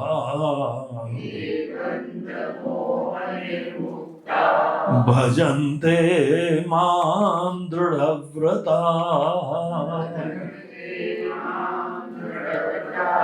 तो भगवान बोलते हैं एक अर्जुन प्रॉब्लम होता है जिसमें जनरली लोग फंसे होते हैं और उसको बोलते हैं द्वंद्व मोह। द्वंद्व मोह होता है कि तुमको जीवन में बहुत खुशियां मिले या बहुत दुख मिले, एक्सट्रीम्स, एक्सट्रीम सुख मिलना, एक्सट्रीम दुख मिलना, ये किसी के लिए बहुत बड़ा ऑब्स्ट्रक्शन बन जाता है, मुसीबत बन जाता है।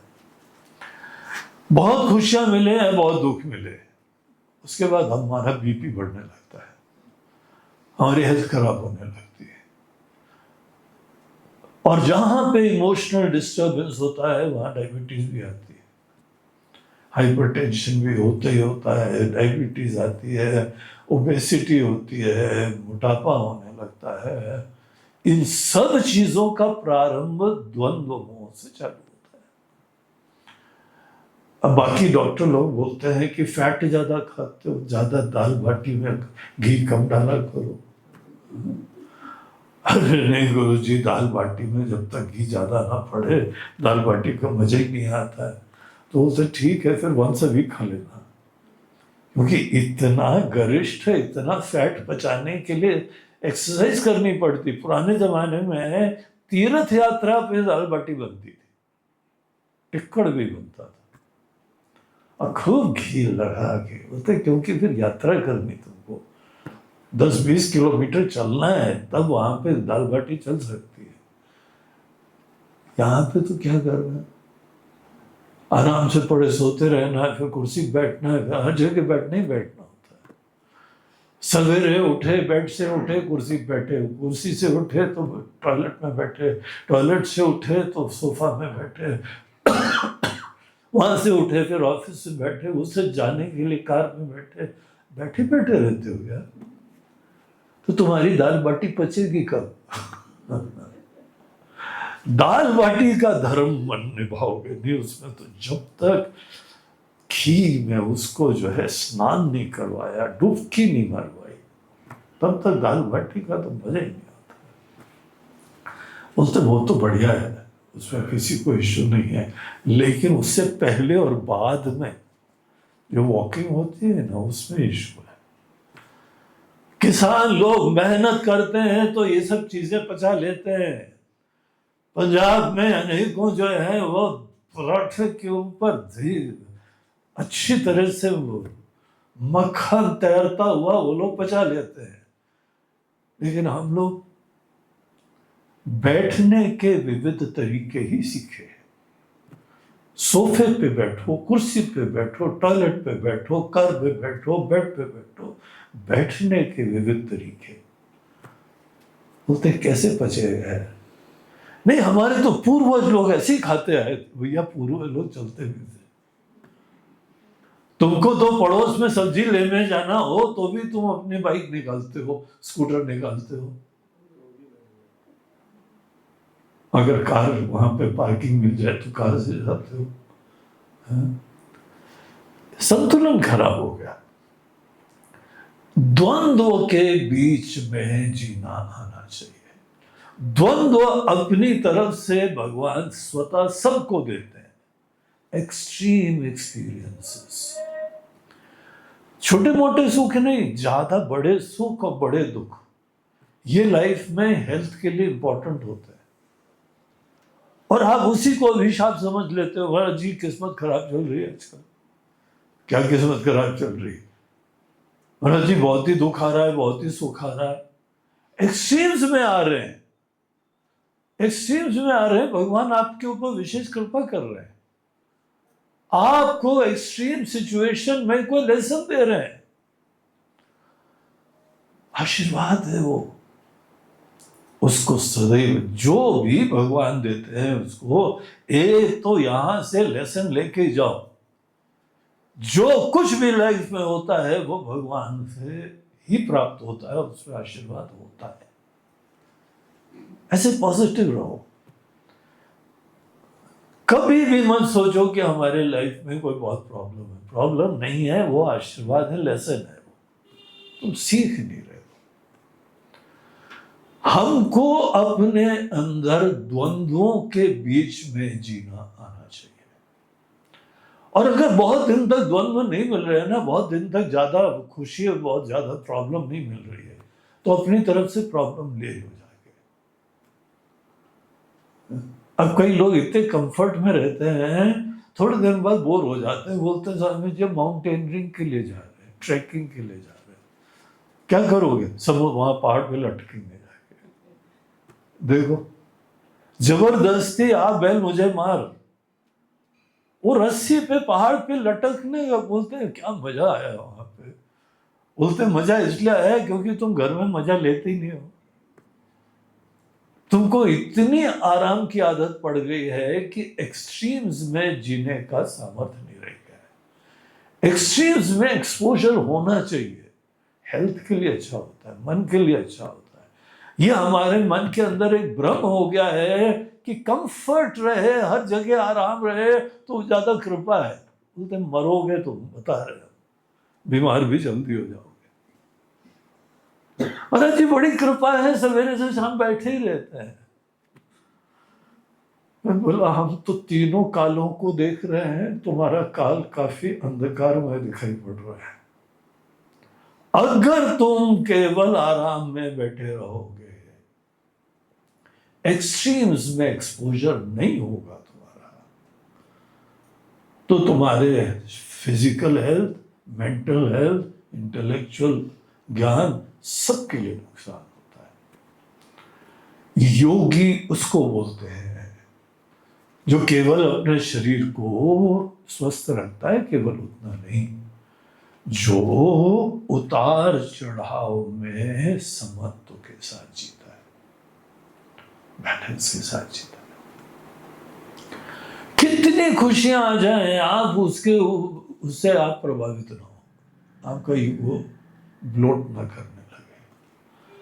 और अगर कोई भी ट्रेजेडी आ जाए, कैसी भी ट्रेजेडी आ जाए,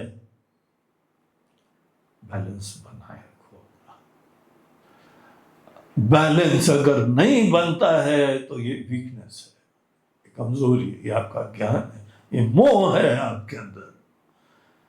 कोई भयंकर रोग है इसमें, जिसके वजह से आपका विकास नहीं होगा, भक्ति नहीं मिलेगी, ज्ञान नहीं मिलेगा, भगवत दर्शन नहीं मिलेगा।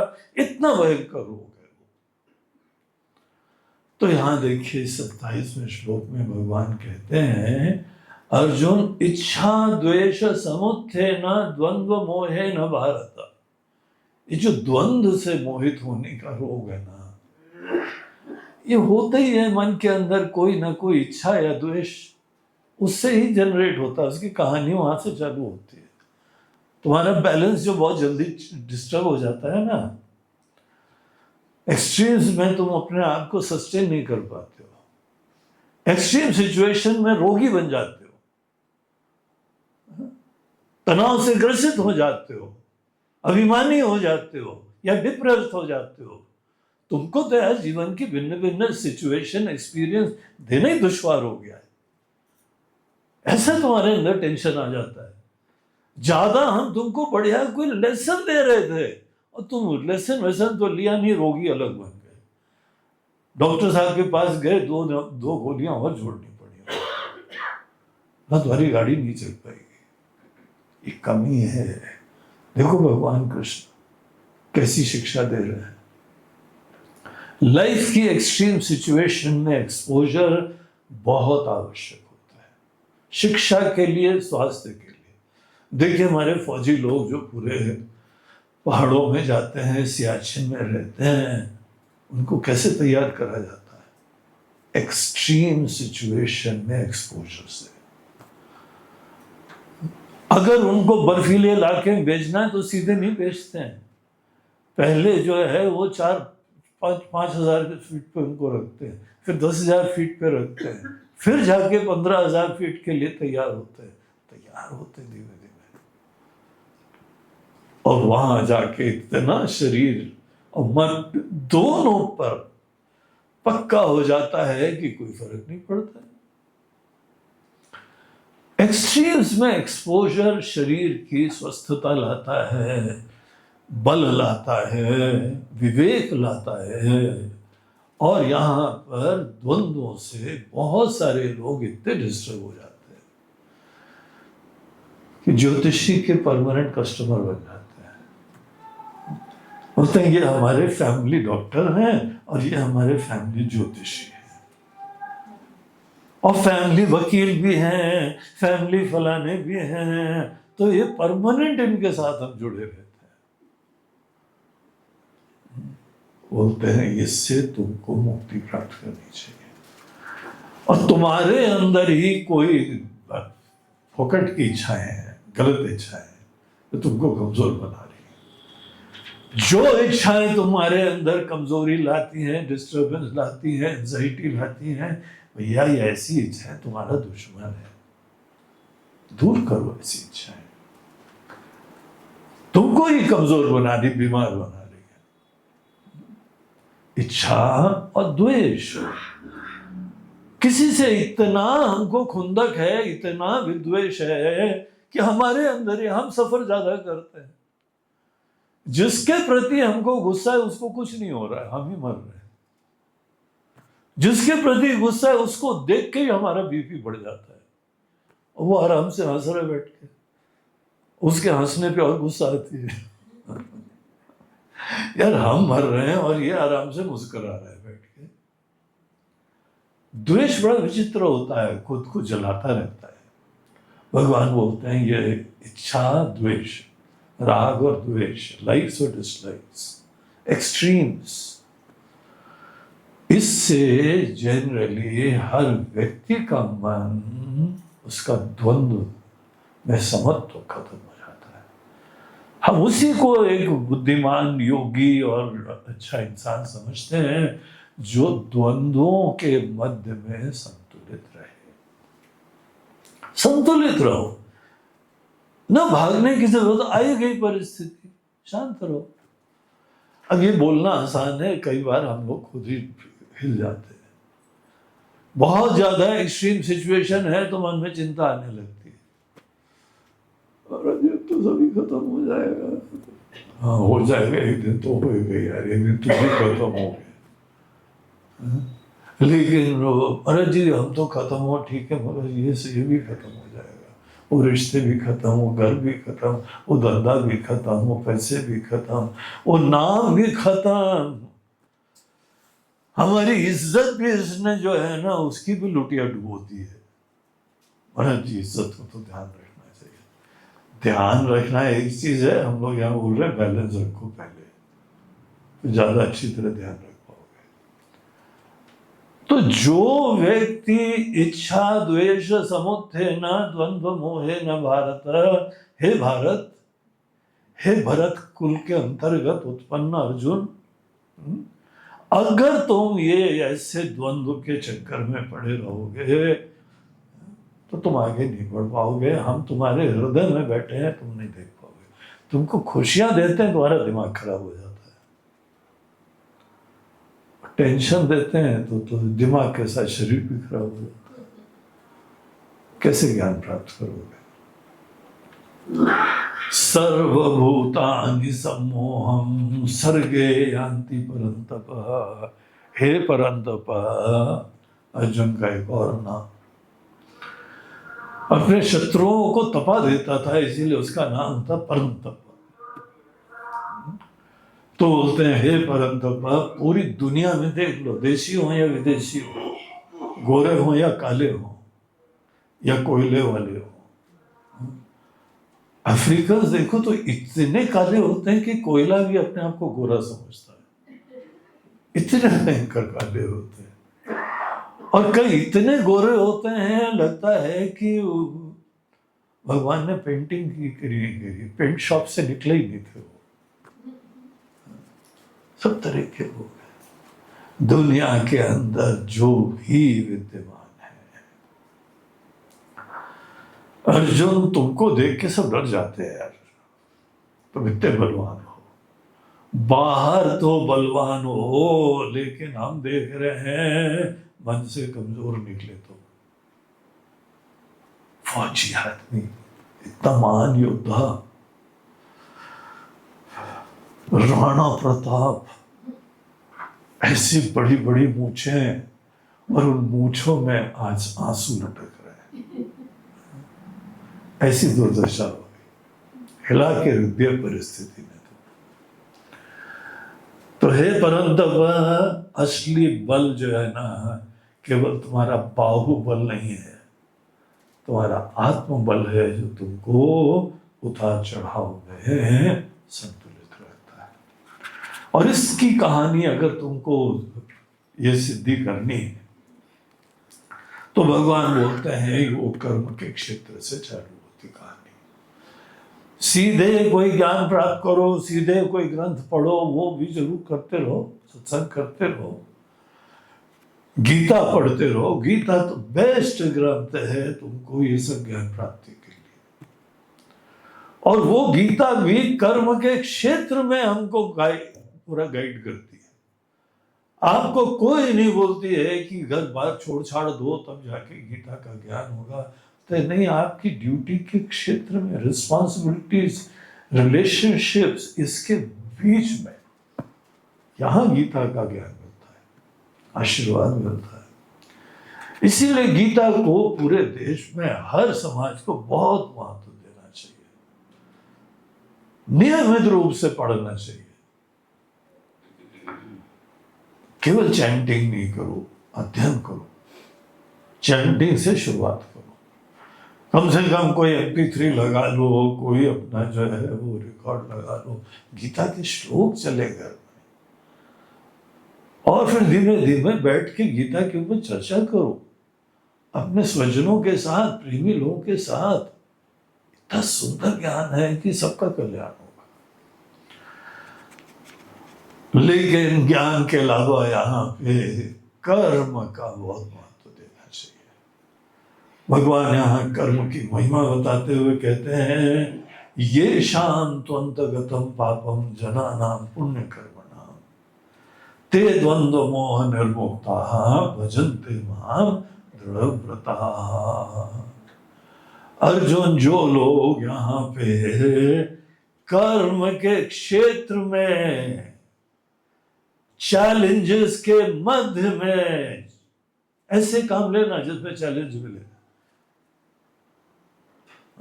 चैलेंज मिलना चाहिए, तभी तो द्वंद्वों से मुक्त हो पता लगेगा। तो कमजोरी की लाइन कहाँ चालू होती है, वही हमको दिखाई पड़ता रहता है। महाराज जी, ये ऐसा जब तक ना हो तब तक हमारी बुद्धि चलती है, ये हो जाए ना फिर बड़ी गुस्सा आती है, फिर हमारा काबू नहीं रहता है, फिर बीमारी चालू होने लगती है, फिर वो गोली रखी है हमको ब्लड प्रेशर की खानी पड़ती है। बोलते हैं नहीं, तुमको एक्सपोजर कर्म में करना चाहिए, और हर सिचुएशन के बावजूद ये शाम तू अंतगतम पापम, तुम पाप मत करना। पाप वो है जो तुमको अपने लक्ष्य से कॉम्प्रोमाइज करवाता है। देखिए, कोई कर्म अपने आप में पाप पुण्य नहीं होता है। आप अपने लक्ष्य से भटक जाओ वो पाप होता है, आप अपने लक्ष्य से झूठे हो जाओ तो वो पाप होता है। अन्यथा कोई यहां पे कर्म न पाप होता है न पुण्य होता है, उसके पीछे के इंटेंशंस, भावना, प्रेरणा तो कई इतने कमजोर होते हैं, स्वार्थ के लिए कॉम्प्रोमाइज करते हैं, वो पाप करते हैं। तो तुम पाप के चक्कर में अर्जुन मत पड़ना। ये सर उठा के जीना, ये सर उठा के जीने के लिए होता है, सर झुका के थोड़ी जीना चाहिए। पापी लोग हो तो सर झुका के जियोगे। इतने इतना पाप है, नीचता है तुम्हारे अंदर कि तुम्हारा दिमाग उल्टे ही चलता है। अर्जुन फिर तुमको ये सब द्वंद्वों से मुक्ति का सामर्थ्य तुमको नहीं मिल पाएगा और जीवन खराब हो जाएगा, भगवान के दर्शन नहीं होंगे। इसके लिए आवश्यक है यहाँ पे सबसे पहले अंतगतम पापम। और अगर कर्म ही नहीं करेंगे तो न पाप की न पुण्य की बात होगी। जिम्मेदारियां हो उसका निर्वहन करो, और कोई भी जिम्मेदारी यहाँ पे आश्रम के एक स्टूडेंट, स्वामी, ब्रह्मचारी, उनके भी होते, घर गृहस्थी वालों के होते। आप ये भी मत बोलना नहीं हमारी ज्यादा है आपकी कम है। आके देखो, पधारो हमारे देश, पता लगे कि यहाँ पे कितनी जिम्मेदारियां होती है। जिम्मेदारी हर जगह होती है, और जिम्मेदारी को आप अच्छी तरह से निभाओ। आप अपने आप से सच्चे रहो। जिन लोगों के पाप खत्म हो जाते हैं और वो पुण्य कर्म, सेवा कर्म को ही पुण्य कर्म बोलते हैं। आपके वजह से बाकी सब लोग सुखी होते रहे, ये पुण्य कर्म है। तो आप सदैव सबका कल्याण के लिए, सबके हित के लिए आपके हृदय में प्रार्थना हो। ऐसे लोग अर्जुन थोड़े समय में ही ते द्वंद्व मोह निर्मुक्ता, वो लोगों के अंदर उतार चढ़ाव में बैलेंस चालू हो जाएगा, और फिर हमको ये अच्छी तरह से बच पाएंगे। अब अंतिम 2 श्लोक देखिए क्या बोलते हैं। जरा मरण मोक्षाय मामाश्रित्य यतन्ति ये ते ब्रह्म तद्विदो कृत्स्नम् अध्यात्मं कर्म चाखिलम् साधिभूताधिदैवं माम् साधियज्ञं च ये विदुः प्रयाणकालेऽपि तथा प्रयाणकालेऽपि च माम् ते विदुर्युक्तचेतसः। तो अंत का समापन इस अध्याय का करते हुए भगवान बोलते हैं कि अर्जुन, ये जो हमारा ज्ञान है ना, तुमको काल के परे पहुंचा देगा। क्योंकि हम बैठे हुए हैं ना, सब काल को हम ही देख रहे हैं। तो काल के जो परे होता है उसको देखने की ठान लो। वो कहीं तुमको जाना नहीं है। अगर जाना है तो आश्रम में जाके गीता पढ़ाई करनी है, वहां तक जाओ। लेकिन बाकी चक्कर घूमते रहोगे, ज्ञान तो प्राप्त होगा नहीं। गीता का ज्ञान प्राप्त करो, और इससे ये फायदा होगा कि जरा मरण मोक्षाय। तुम्हारा जरा बोलते हैं बुढ़ापे को, बीमारियों से युक्त, अनेकों कमजोरियों से युक्त बुढ़ापा जो होता है उसको बोलते हैं जरा। और दूसरा होता है मरण। जरा मरण मोक्षाय। अगर बुढ़ापे से और मृत्यु के तुमको पीड़ा से मुक्ति प्राप्त करनी है,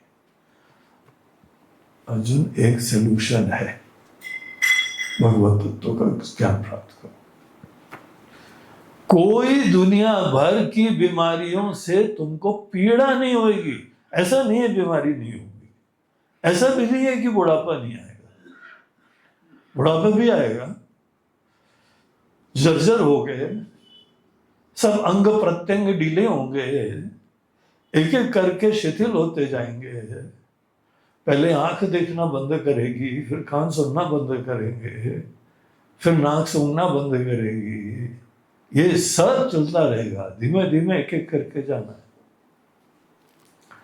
लेकिन यहाँ पे बुढ़ापे के बावजूद कई लोगों को कोई प्रॉब्लम नहीं आता है, ऐसे मस्त रहते हैं जैसे बुढ़ापा छुआ ही नहीं उनको।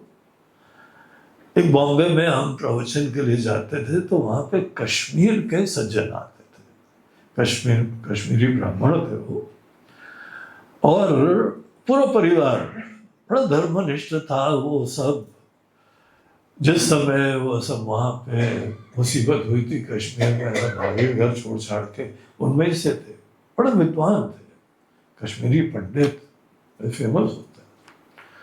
तो उनके दादाजी थे, वो वृद्ध से सज्जन, वो वहां पे मिलते थे और बड़े खुश होते थे कि हमारे घर में कोई स्वामी जी आए हैं, और वो भी वेदांत पढ़ने पढ़ाने वाले।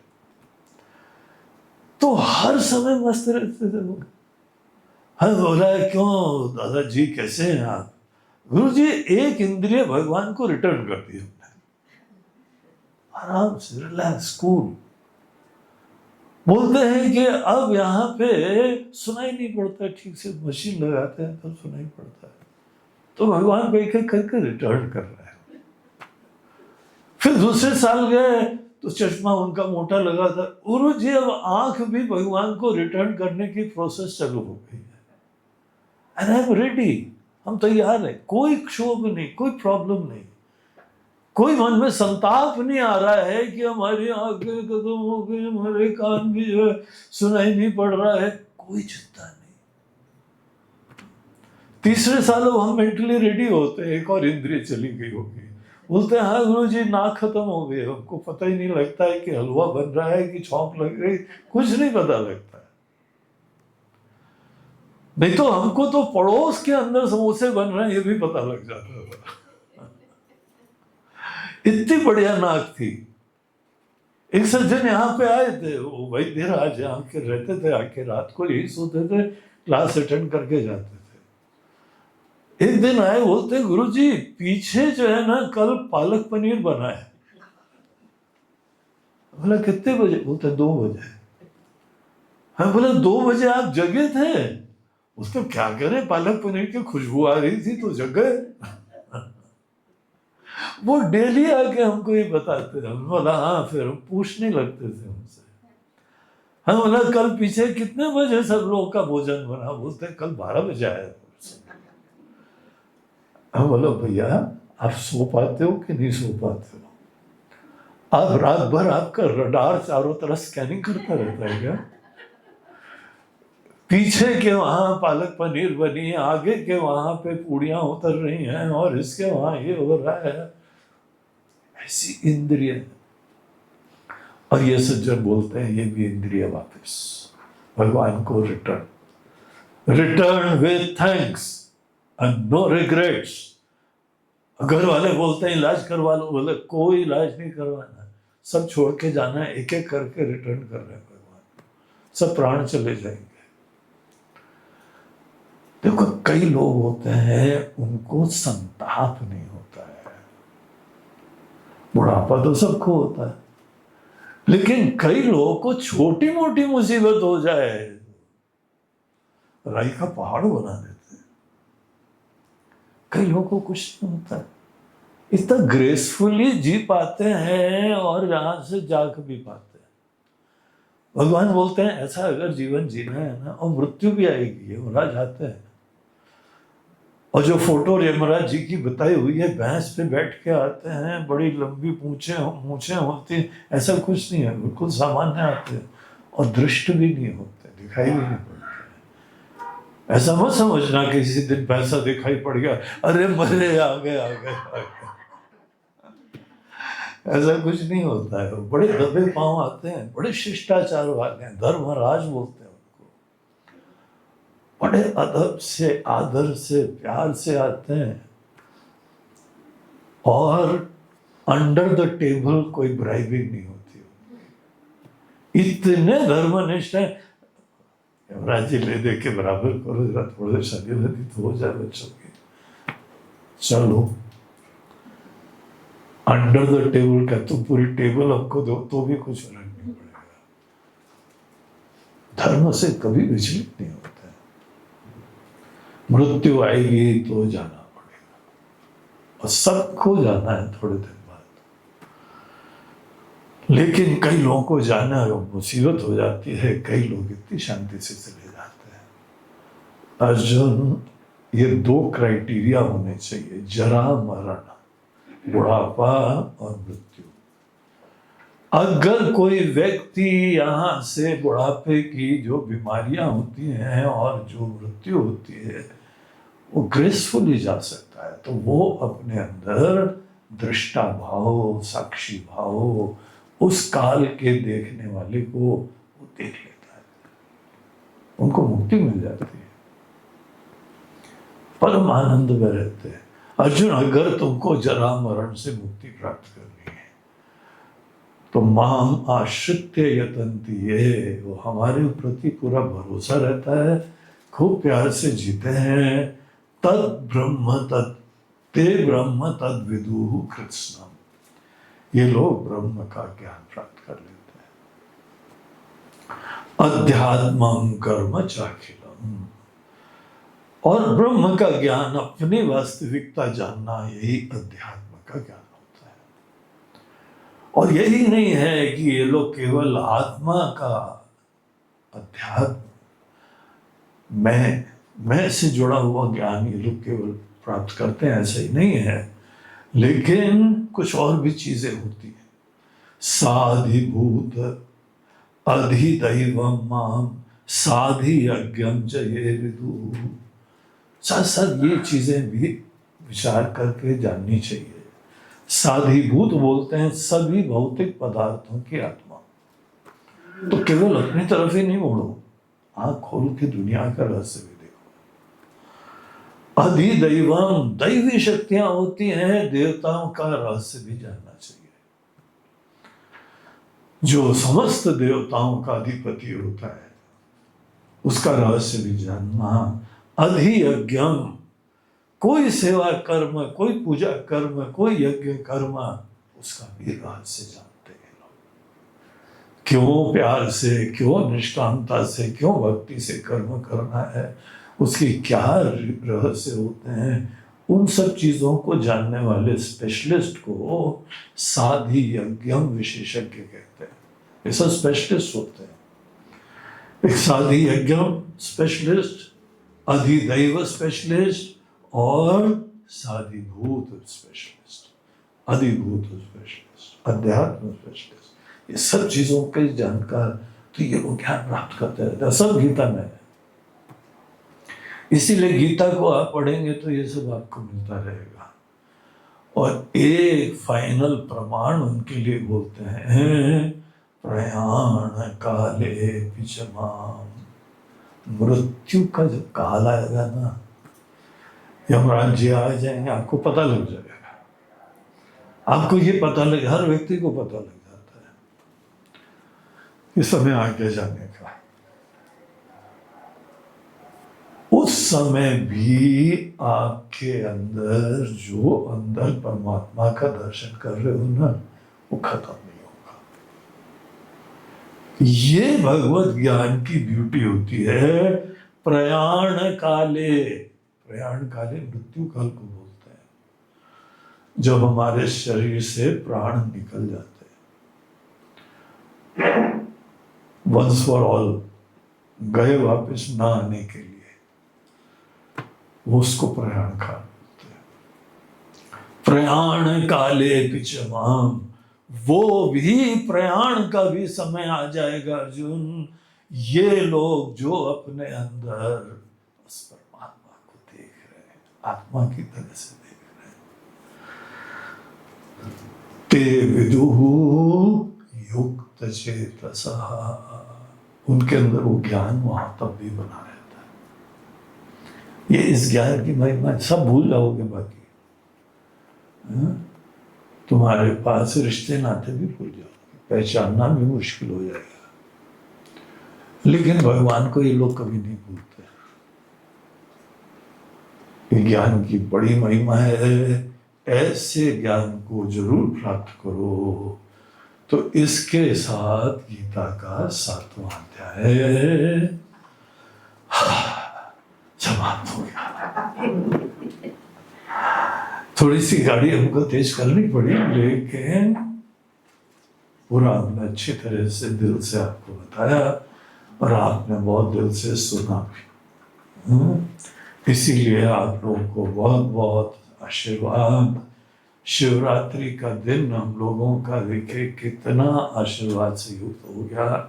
वो ज्ञान मिला कि जो बुढ़ापे में और मृत्यु में भी कोई चिंता नहीं करेगा। तो आप सब लोगों को बहुत बहुत आशीर्वाद इसके साथ। और गीता का ये अध्याय जैसे आप देख रहे हैं, कैमरा है, रिकॉर्डिंग हो रही है, आपको सब उपलब्ध हो जाएगा। इसके YouTube में सब प्रवचन उपलब्ध हो जाएंगे।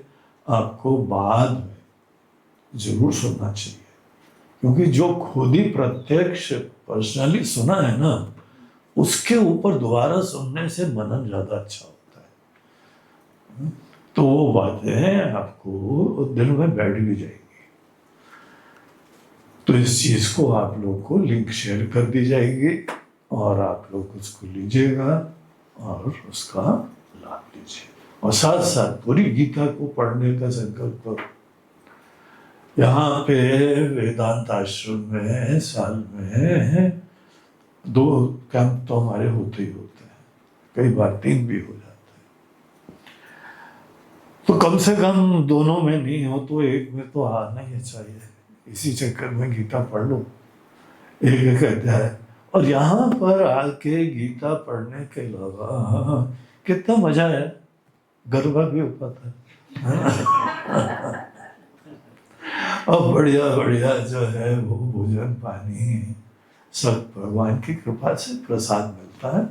भजन करो, पूजन करो और गीता का।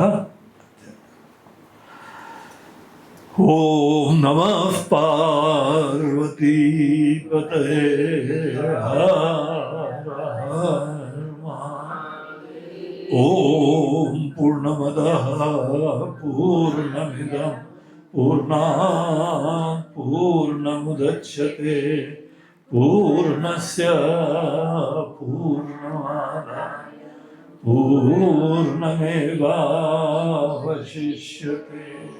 ओम शांति शांति। हरि ओम श्री गुरुभ्यो नमः। हरि ओम नमः पार्वती।